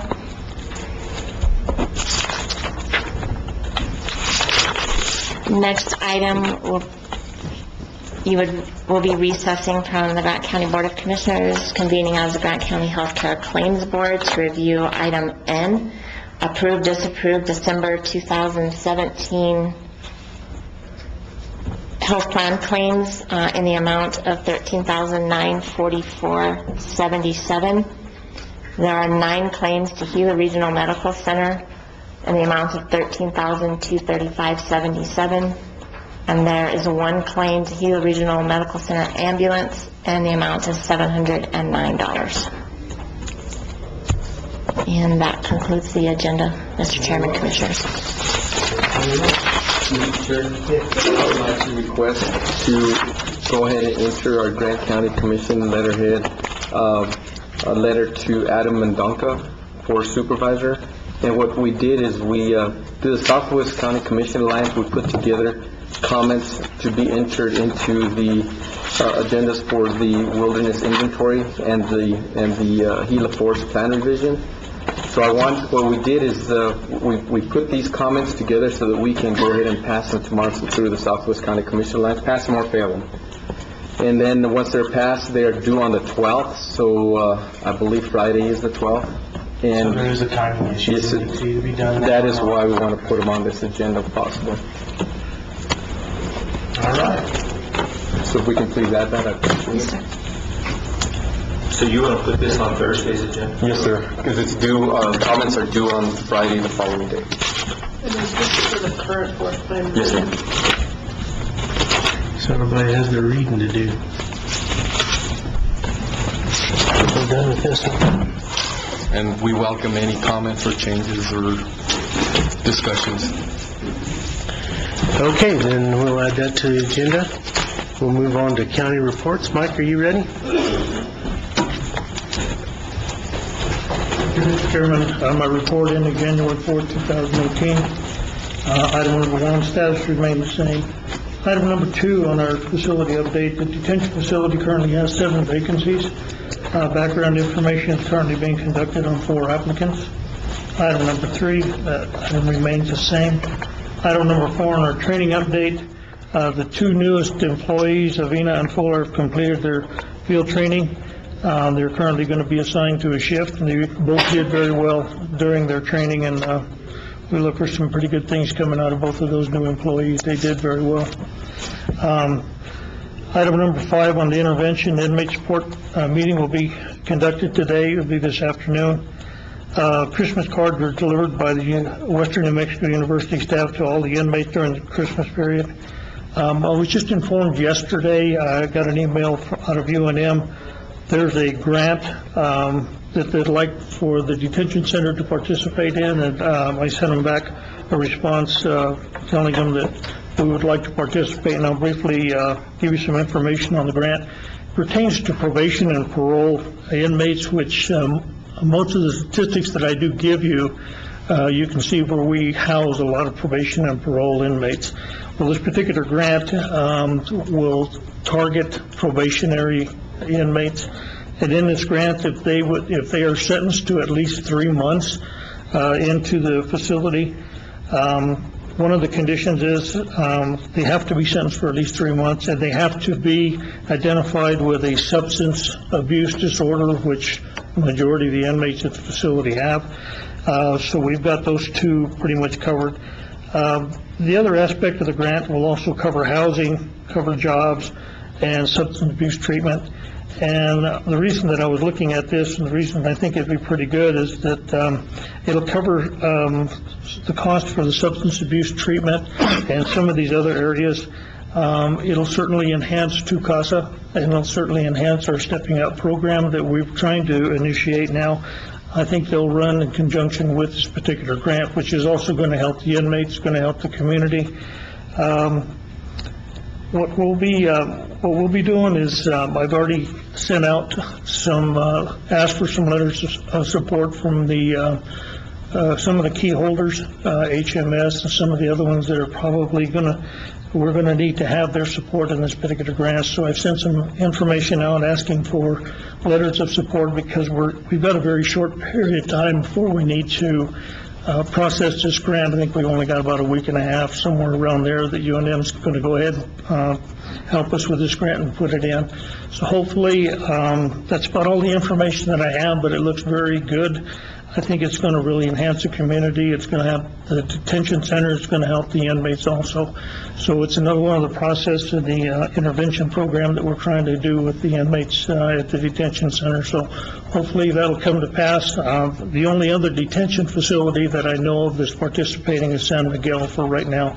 And that's all the information I have on it. And I will continue to give you updates on this as we progress through and see how this grant's going to go. But I hope it does go through, because I think it'll help our community a lot, and it'll help these inmates, and it'll work right along with the Stepping Up program and all the individuals and the key players that we have in our Stepping Up program. And just on a side note, we're looking at a follow-up meeting for the Stepping Up program later in February. We've sent out some information Krista Bolts is kind of helping us with that. She's been really great helping us with the Stepping Up program, and she sent out some emails to the subcommittee so we can do a follow-up meeting on our Stepping Up program. So that's where we're at with the intervention program. On our recognition program, we're awaiting nominations for the month of January. For detention statistics, the average daily population on January 4th was 74, 4 less than reporting period. High population males is 62, 1 less than last reporting period. High population females is 12, 3 less than last reporting period. Currently, on January 4th, there were 74 inmates housed in the facility, and that's 6 less than last reporting period. And I incorporated your CJI 5 report. The last information they gave you is merely a snapshot of the number of inmates that we had in the facility from January 1st to December 31st. And that's just to give you an idea of how many inmates we had for that yearly period. Total males held were 1,447. Total females was 592. And the combined total is 2,039 inmates that we held in the facility. And it only reflects the number of inmates that we had for that whole year in 2017. Number 8 on our monthly agency totals for December of 2017, Silver City Police Department had 70, Grant County Sheriff's Department 32, New Mexico State Police had 43, Baird Police 13, Santa Clara 5, Hurley Police had 2, and that was all the agencies that reported arrests. The detention facility transports, probation warrants, and special management. We had 11 district court transports. Division 1 Magistrate Court had 18. Division 2 Magistrate Court had 5. Silver City Municipal Court and the rest of them did not record any court transports. Medical transport during this reporting period total 13. So the total number of transports equals 67 as compared to 107 last month. And I believe the medical transports remained pretty close to the same as last reporting period, although the District Court and Magistrate Court Division 1 recorded a decrease in the reporting period, so that had an impact on the number of transports. And I think possibly the reason for that is because towards the end of the December, the district court they're looking at their yearly docket. They kind of go on the January fiscal year process. So towards the end of December, they start trying to schedule their next year's docket. So they want to kind of get everybody in there all at once, and that was my last reporting period. That's why the transports are so high for district court. And so now that they've already pretty much figured out what their docket's going to be, now we're going to kind of even out, and I think that's what you're seeing here, and that was one of the reasons that we had a decrease in the number of transports. Currently, we have 19 probation violations. We had 0 parole violators. Inmates awaiting transport to another facility are 0. Total inmates charged with warrants was 58. The total number of special management inmates from January 4th was 11. That's my report, sir. No? Thanks, Mike. Appreciate it. Yes, sir. You're welcome. Earl, what you got? Thank you, Mr. Chairman, Commissioners. We've still been working out there at the airport mostly. I was hoping we got all the millings laid to expand their parking lot, their main parking lot, and I was hoping to get it sprayed with oil last week, but there was a malfunction with the distributor truck, because he's going to be down here this Friday so we can get it painted black, and then Randy or them guys can go in there and get it striped. I think it's really going to be beneficial instead of cars parked all over the place, so actually have some place to park out there. The rest of the millings we put down there on the south end of that hangars, and there's a bunch of millings, so we've been trying just to get rid of them every place we can out there to help make room so the next batch will have someplace else to put them on there. We did get back to patching today, and we're going to work a couple of days out to the airport to finish get rid of the millings, and we're going to really start hitting that patching hard now. Yeah. Should, because we still got all those piled up there at Whitewater, and then Randy was telling me they got some more work out there in 2019, I guess. On there, so there'll be plenty of millings to go around. Commissioner Brown, on your email that you sent me, I did contact the state. Those signs are actually designated for the bicyclist. They, talking with Mr. Trujillo this morning, they are like, it says Silver City, but it should have Silver City 18, I think's what he told me. So they're aware of the problem, and after I sent you that inquiry, I saw that they addressed the article. Oh, yeah? Oh, there's the answer. Yeah. Sorry, But they do, and I'm sure that I've seen some signs out at Cliff and stuff that they've got to go back and fix, so that they are aware that once they get everything done, they've got a punch list that they're going to go back and fix. Yeah, apparently it's going to be much smaller and maybe even attached to the 18 that is the bicycle route number. Yeah. And it'll make sense. Yeah, hopefully. Other than that, that's all I've got. Move on to Randy. Thank you, Mr. Chairman, members of the board. I want to thank the maintenance department. I don't know if you're aware, but how they decorated the courthouse over the Christmas holiday. As you know, with the flyer that was put out for the parade had the courthouse, so we took it upon ourselves to make sure that it was decorated really nice. So they did a really good job, and I didn't get a chance to thank them at the last meeting. So they're working really hard, trying to determine whether it's winter or spring. Keeping people warm or cold has been a challenge for everybody. So I want to thank them for all the hard work. Coda Caminos, we did run New Year's Eve. We were down. We had about a little over 100 rides here in Silver, 53 in Deming, which is in Deming is a lot more than we've had over the last few years. But we were really low on rides this year for New Year's Eve, probably because it was a Sunday, and I mean, people had the whole weekend to maybe party up and just were done by Sunday. Airport, we just got through interviewing for the part-time position. We had some good applicants, and hopefully we'll have somebody out there as soon as we can. On the fire side, we did have a fire, Highway 90, outbuilding structure, storage shed caught on fire. Tyrone was the lead agency on that and was helped by Whiskey Creek. They were able to get to it, and it did burn down, but they were able to keep it from spreading and getting to the manufactured home on the property. Nobody was living there at the time. There are people that lived there, they just weren't home. They'd been gone for quite a long time, so that's under investigation. They think somebody just went in and was squatting maybe around there and decided to light that on fire, but I'm not sure. That's under investigation. So other than that, I really don't have much more. Mr. Chairman and Commissioners, unless you have any questions. You were probably the person who put the information about the Spire fire in my box. Yes, sir. Thank you very much for doing that. It raised a question for me. I'm a year into this job and still learning things. I saw there were requests for reimbursement from 3 different fire stations for their work on that blaze. Can you explain how that works? Do we always get reimbursed by the state?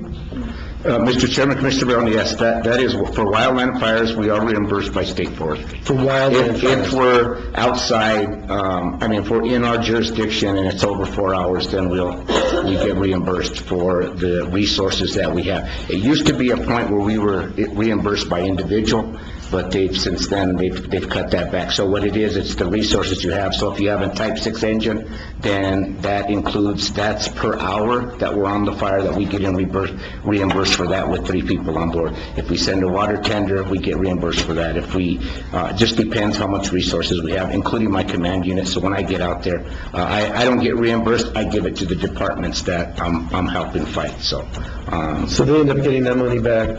Yes. Okay. They end up getting reimbursed, and then with that money, they can buy equipment to fight wildland fire. So that doesn't apply to structured fires, obviously. It does not apply because our state fire funds cover the structured fires. Okay. So if anybody wanted to pursue reimbursement from the Air Force, since they were listed there on the report as C-130 causing the fire, that would be the state's interest. They're the ones who've ended up footing the bill. Is that right? Mr. Chairman, Commissioner Brown, I really can't answer that question because I really don't know. I didn't even see that on the report that the C-1. I missed Jerry, somebody wrote the report and put, yeah. Right. That was a report done by one of the fire departments that was on scene, which was Cliff Gila, which was the initial attack. Who got on the it scene made its first. way into official documents, apparently. So, yeah, that's true. Did one of those get put in my box, too? I can get you a copy. I can, yes, sir. I'd like to see a copy of that. Mr. Chairman, Commissioner Billings, I'll get you. So the determination was made by Jerry Mason? Is that? That's it, Masoner. That was Yeah, I guess so. I didn't read that on the report. The report I had was the other two agencies, their report was on there, so I don't know. So, I guess my question wasn't asking you whether that was actually the source of the fire, but if that were the source of the fire, the body that would actually want to pursue reimbursement would be the state. We personally, as a county, as a fire department, we wouldn't care because we've gotten our costs covered. Is that correct? Mr. Chairman, Commissioner Brown, yes, I guess you can say that. I mean, we put our reimbursements into the state, we reimburse for that. Now, what it costs, the state for reimbursing us, I guess that would be true statement to let them go after whoever. It would make sense if you have no damages, that you have no... I guess that's what I'm trying to get at. Is there any reason that I'm just not going to worry myself about it anymore, I suppose? It was in the back of my head, we've put out some money, we should get it back, but now I'm not worried about it. I'll sleep down enough for all of us. Okay, thanks. Well, one of those constituents whose property got burned was interested in, what would you call it, reparations, the other one was not. So I would like to see that report, if there's any determination in there, official determination what caused the fire. Mr. Chairman and Commissioner Billings, if there's no structural damage, then there's probably not going to be reimbursement to the property owner. Now, to determine how the fire started, it just depends on if they have true evidence to make sure that they know who started that fire. But as far as reimbursements to the property owner, if it's just wildland burning, I doubt if the property owner's going to seek any kind of reimbursement. Yeah. Now, I mean, that certainly has a value. Right. If the ranch house burned, or the tractor's burned, or plows, or something like that, then they might have... Cracks his feet, it has a value. Right. Yeah. But at the same time... The universe, that's a good thing. Yep. Yeah, so and that would be up to the property owner. I guess my interest is if there's any official opinion about what started the fire. But you haven't seen anything. Mr. Chairman, Commissioner Billings, I have not. Oh, okay. Thanks. Anything else? Misha? Thank you, Mr. Chairman, Commissioners. The button came on. I broke it. I don't have a whole lot to report from last month, and then with the holidays. A little bit that I do have is the Tucasa construction is between 65 and 70% complete now. So as we put it, they're on schedule, but they still anticipate finishing early. So that one is still going forward. Santa Maria Fire Station, we will have a site meeting tomorrow. So we'll have a little bit better idea of the percent of completion for that. One of the things that I did want to discuss is with the asset management plan and the presentation that Aaron gave, when we were talking about the process, one thing that just to keep in mind, Bohannon Houston, Denise Weston, and Aaron worked really hard with DFA and the New Mexico Finance Authority, because our biggest asset being transportation. They were a little hesitant to move forward with the grant after they got that information. So I just want to give them a plug, because they worked behind the scenes and continued that forward with NMFA, and NMFA agreed to continue with the grant process and grant us the money for reimbursement with the plan that we're going to get at the end. So just wanted to put that out there. So the idea was that this was unconventional to present roads as the most valuable asset? That, according to them, yes. That normally it's more of an utility when it comes to assets. They were expecting, for whatever reason, I don't know a county that would have more water and wastewater resources, but that was something that came up, and I just want to bring up the fact that I didn't know anything about it until they had cleared it up. So I do appreciate them doing that for us. So. Can you explain what CAN stands for? KAN? Does it stand for anything? Sorry, Aaron, I didn't ask you that earlier. I can't right off the top of my head, no. It's an abbreviation from Kansas. It was a manual that was initially developed in the state of Kansas. I forget which department, but other states around the country have adapted this manual. And it's taken on something of shorthand life of its own. All right, thank you. And so, any other questions? Okay. Thank you. Charlene? Mr. Chairman, Commissioners, I don't really have, I have no report, but I need some clarification.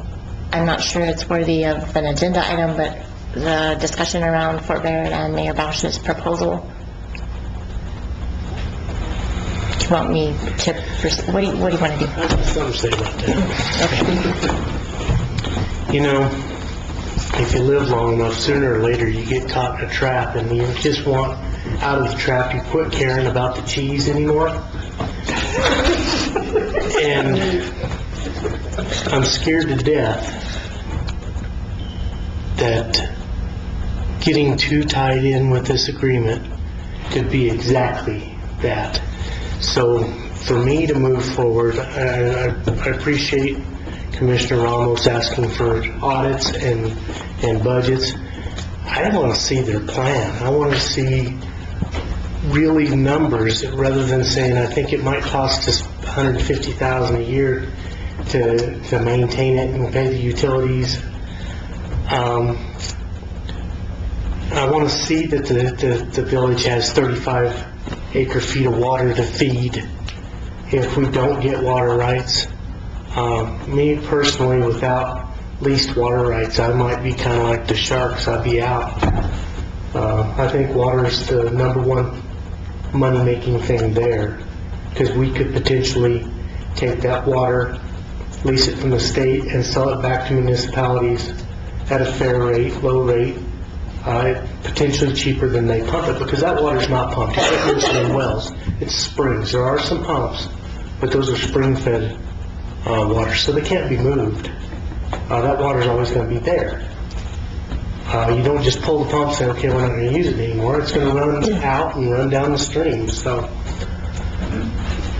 with that being said, I think that the water is vitally important to the water group's loop that they're doing with Silver City, where we're not 100% dependent, or not necessarily us, but the county, the smaller municipalities are not 100% dependent on Silver City. My biggest fear with the regional water plan is it could create dependency for the smaller municipalities and rural counties on Silver City.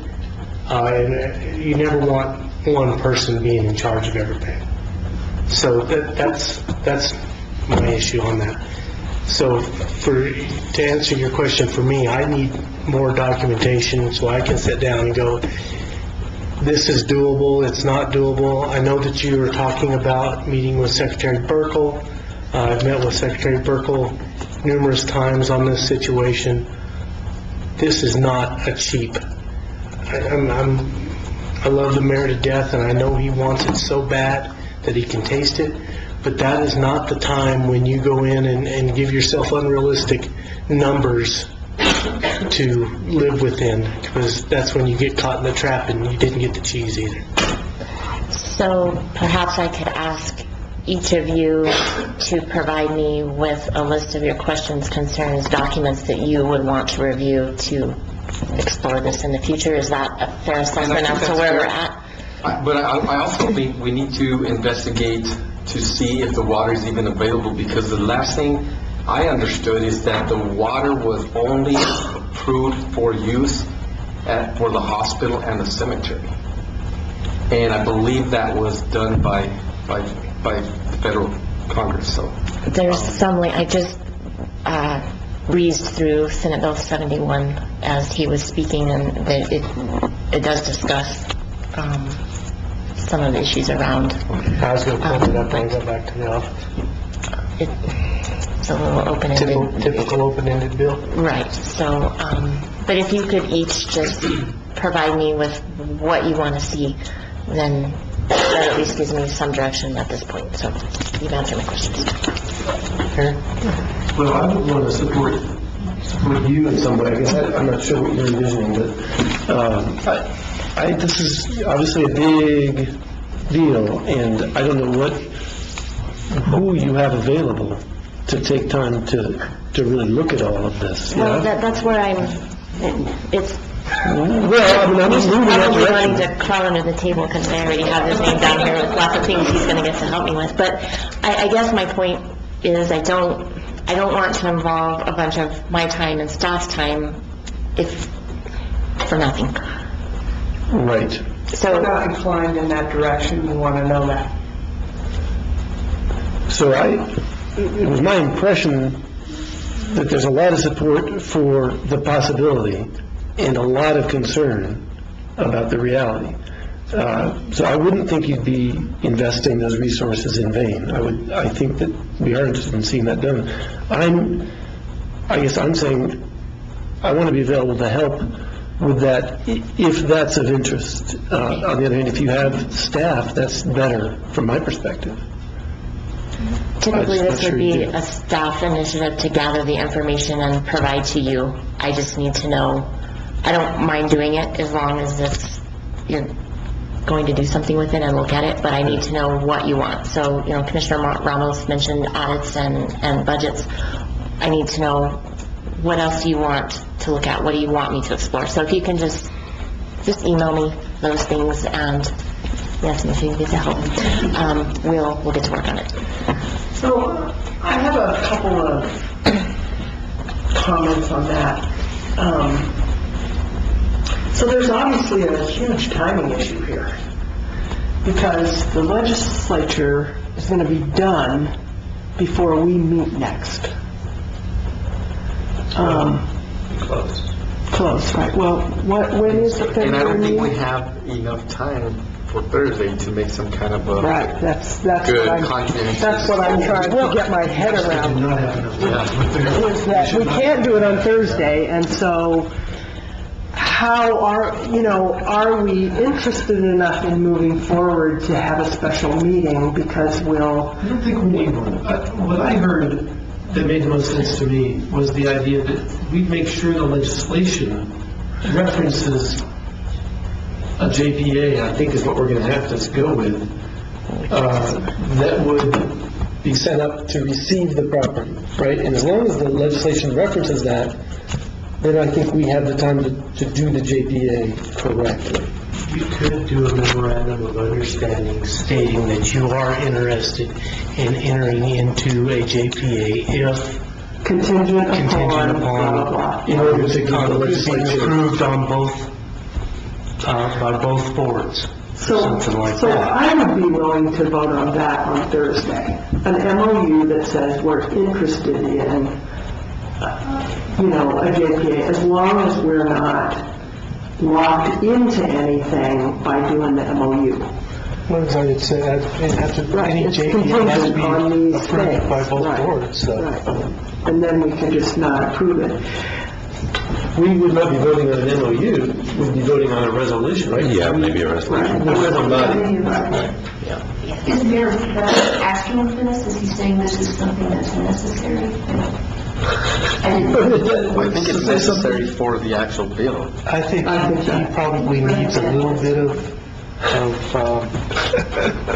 backing when he goes to lobby, is what he's looking for. I didn't see any stipulation in the bill that I read, but of course, I'm reading it in between discussion. I didn't see any stipulation in the bill which said there had to be a JPA in place. Or that could be a conversation we could have with Howie, he's the bill sponsor. There's also some question about what Mr. Burkle wants, Secretary Burkle wants. That's probably the more important. When you're in Santa Fe, I encourage a couple of you guys get with Charlene and get an audience with Secretary Burkle and go talk to him. He's a good guy. Yeah, and I think I've expressed my feelings. I really felt that the more entities involved, the more money we can qualify for. I know there's less, I guess there's more input in making a final decision, but at the same time, you can't do anything without money. So Bernadette has politely reminded me that what Mayor Bausch was looking for was your consideration to move forward as a partner. So do we just need to draft a letter saying, Correct. at this time, we would like to consider, we'd like to commence to consider?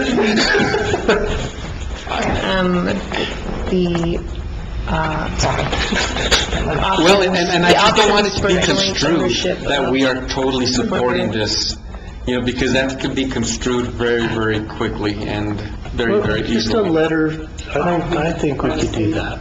Everybody okay with saying, yeah, we want to explore this more? That's the word I would use. Consider exploration of. Grant County Potential expert. desires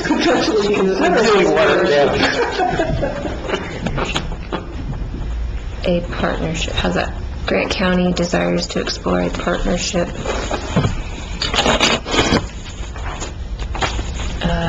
that encompasses only Something like that.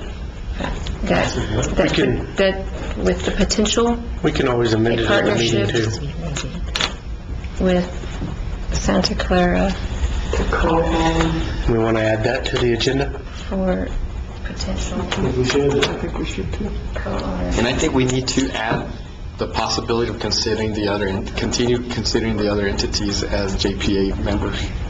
But we could do that in the negotiation. Okay. Well, it's, Because I- you could urge them. Could say Maybe I could put possibly to include or something like that. There's no reason not to include that. Because I believe making a regional project is going to make it a lot stronger, So a letter. qualifies for money. Resolution. You want a letter? Just a letter. Did Mr. Villa have something for us? No. Oh, I thought you raised your hand. He's just down there telling jokes. What's so funny? I want to know. Bunch of jokers. Does the resolution have more, I don't know, heft with the legislature? It really doesn't matter. I think you can have the minutes saying that In a 30-day session, I really don't think it's going to get very far. one and a half dozen of the other, so I don't either. I think that's partly my concern is that it feels like the window is closed. Okay, I mean, I don't think that, Realistically, we're working for next year. I think a letter is I think, And is this is how deadlines work in schools, I assume they From work this now way till in the other world, too? next year, do they have enough? You make some progress, you miss a deadline, you go to the next deadline, and you've already made some progress, so. They build a $3 million building in a year. Typical government. See if you guys can get it financed. Well, As far as county did you resources, hear that, you guys? I did. Yes, indeed, I did. sorry, Mr. No, that's all right. As far as county resources being expended, and whether it's time or money, I think we should put that back on the village to answer our questions. So they made a presentation to us, and we've got a lot. Is this a good deal or not? I don't know, because I haven't seen the final facts. It will be a good deal if the Forest Service moves in there and pays all our bills. If they don't, it won't. So we've got to have, before we go spending any kind of resources, I think we need to put it back on them to answer those questions instead of us starting, they'll nickel and dime us to death, and then we'll get so far on the hook, and then they'll want more. Not necessarily the village, but just the project itself will want, it'll demand more until we're up here this deep, so. Well, and not only that, we also got to look at, the Forest Service doesn't make that final decision. I believe it's GEO, governmental something or other. Yeah, it's not. They're the ones that make the final decisions when it comes to contracts. And so the Forest Service could want it all they want to, but final say-so comes from that entity. I forget the I don't know name. what I it's think called. it's GEO, but Well, isn't there, what I thought I heard him say is that there's a significant difference between what the Forest Service would potentially, the income from the Forest Service would be potentially much different than if we had a different tenant. If we had to put, piecemeal tenants in there, I heard $150,000. I just don't know that we can get into the weeds right now that deep. I think we ought to just say that we agree that we want to explore a potential partnership with Santa Clara on acquiring Fort Baird, and we urge Santa Clara to keep to urge them to work with the other entities also, the smaller municipalities, Silver City, everybody. Okay, thank you. Is that all right? Okay. We're out of county reports. Does anybody, as a commissioner, have a report today? I just have a couple of small things I want to say real quick. I met with Edith Lee from HMS yesterday. She's in charge of senior centers.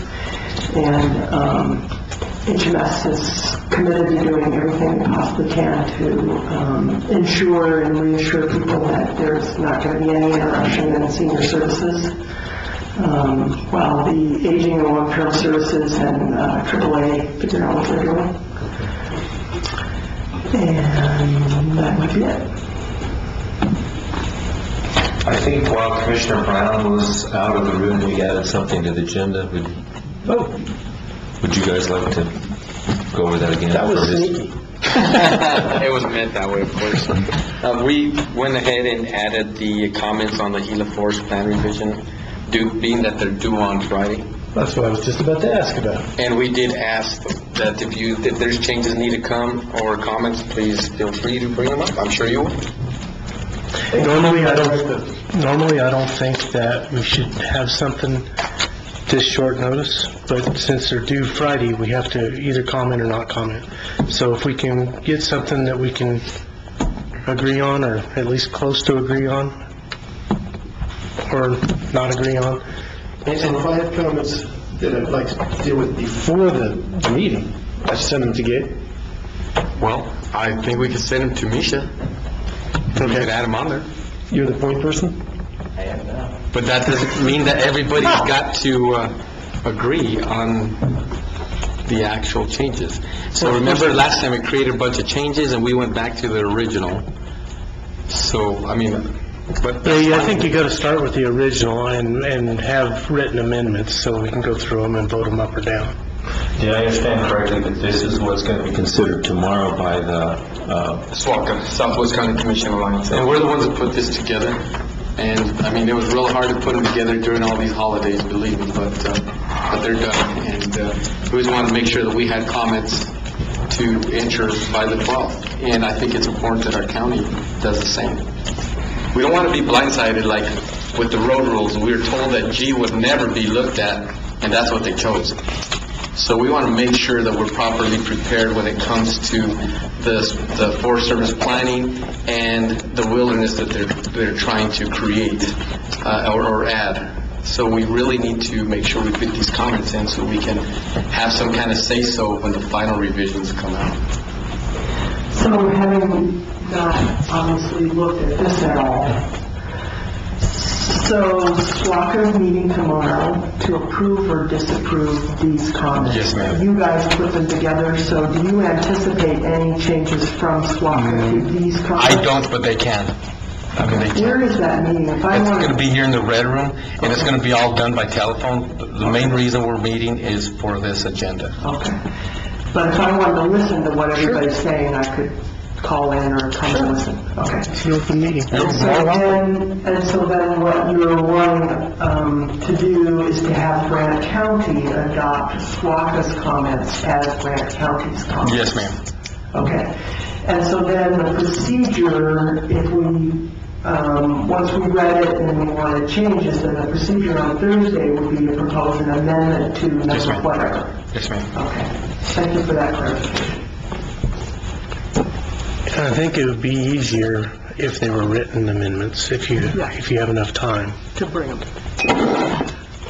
What time is that tomorrow? 9 o'clock. 10 o'clock? 10 at the Red Room. Or 10 in here. Or actually, I would request that you submit those comments in writing to Misha so we can incorporate them into the document so you can see them in writing. Or don't just bring them to the meeting if you could just... Well, I think you ought to leave the document alone. Well, we are. We'll have the document alone, but we'll have...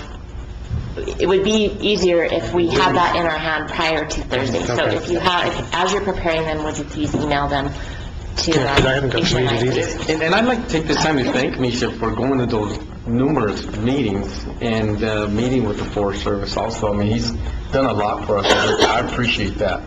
You've stood in some meetings that I just couldn't get to, so I appreciate all the effort. Thanks. So if I'm not working on this till midnight on Wednesday, you still want me to send you the comments, Misha? Because then we have them when we get here. So up until 8 o'clock on Thursday morning? Make it the last agenda item. Okay. Well, he just has to print them off, right? Well, they're talking about having them incorporated into the document as changes. And I think most of these comments are pretty general. I don't think we want something too locked in so that we can have something to come up with or argue when it's time to figure out what plots are going to use as new wilderness. So, I think that's the biggest thing, and I think that's what most of these comments revert to, is the wilderness. Is there a map Yes, ma'am. that we can look at? So we've got copies of them in the planning department, and you were gone last meeting, or else I'm sorry about that. But yeah, they've got a copy here. Great. And if you notice, there's a lot of cherry stemming. Of course, this is just the first draft.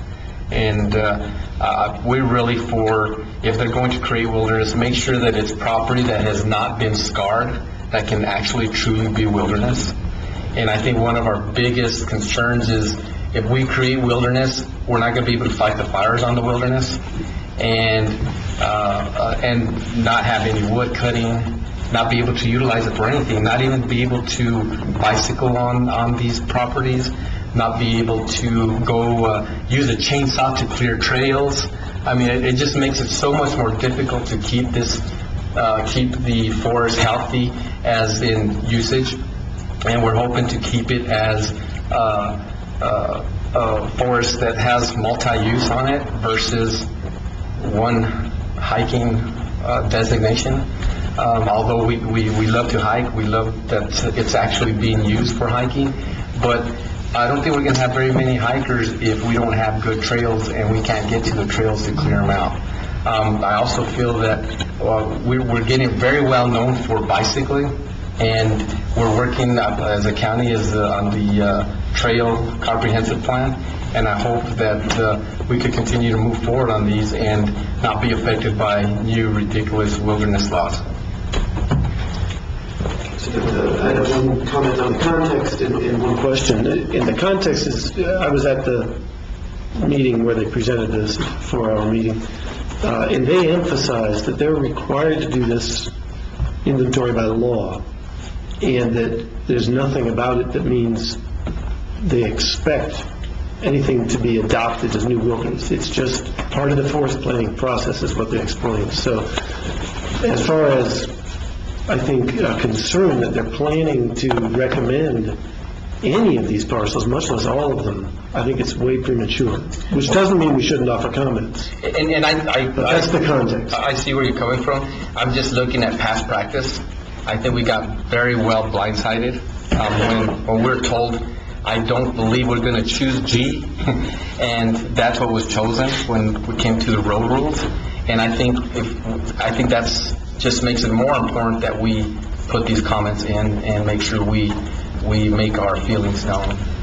And the question is, where did the deadline come from? What is that a deadline for? The deadline for comments for the Forest Service planning was December 20th, and we as SWACA, Southwest County Commission Alliance, requested an extension, and they extended us to the 12th. And so they extended it for everyone at that point, for comments till the 12th, which is Friday. So I would have appreciated, I think, knowing that this was going to come up. I mean, it seems evident that the SWACA knew enough to ask for this extension. And I think part of the logistical problems we're having now is because it's so time pressured. And I appreciate the comments. I know that all the papers, Grand County Beat reported on it very well, and I appreciate that. So that's why it wasn't such a huge concern. I just figured everybody knew that the deadline was the 12th. I'm sure these other groups know that, so I'm sure they're typing up their comments now. So, that's where we're at. So hopefully we can get them in on Friday. Thanks. Further commissioner comments today? I'll wait till Thursday. No? No? Okay, I'll take a motion to adjourn. So moved. Second. All those in favor, signify by saying aye.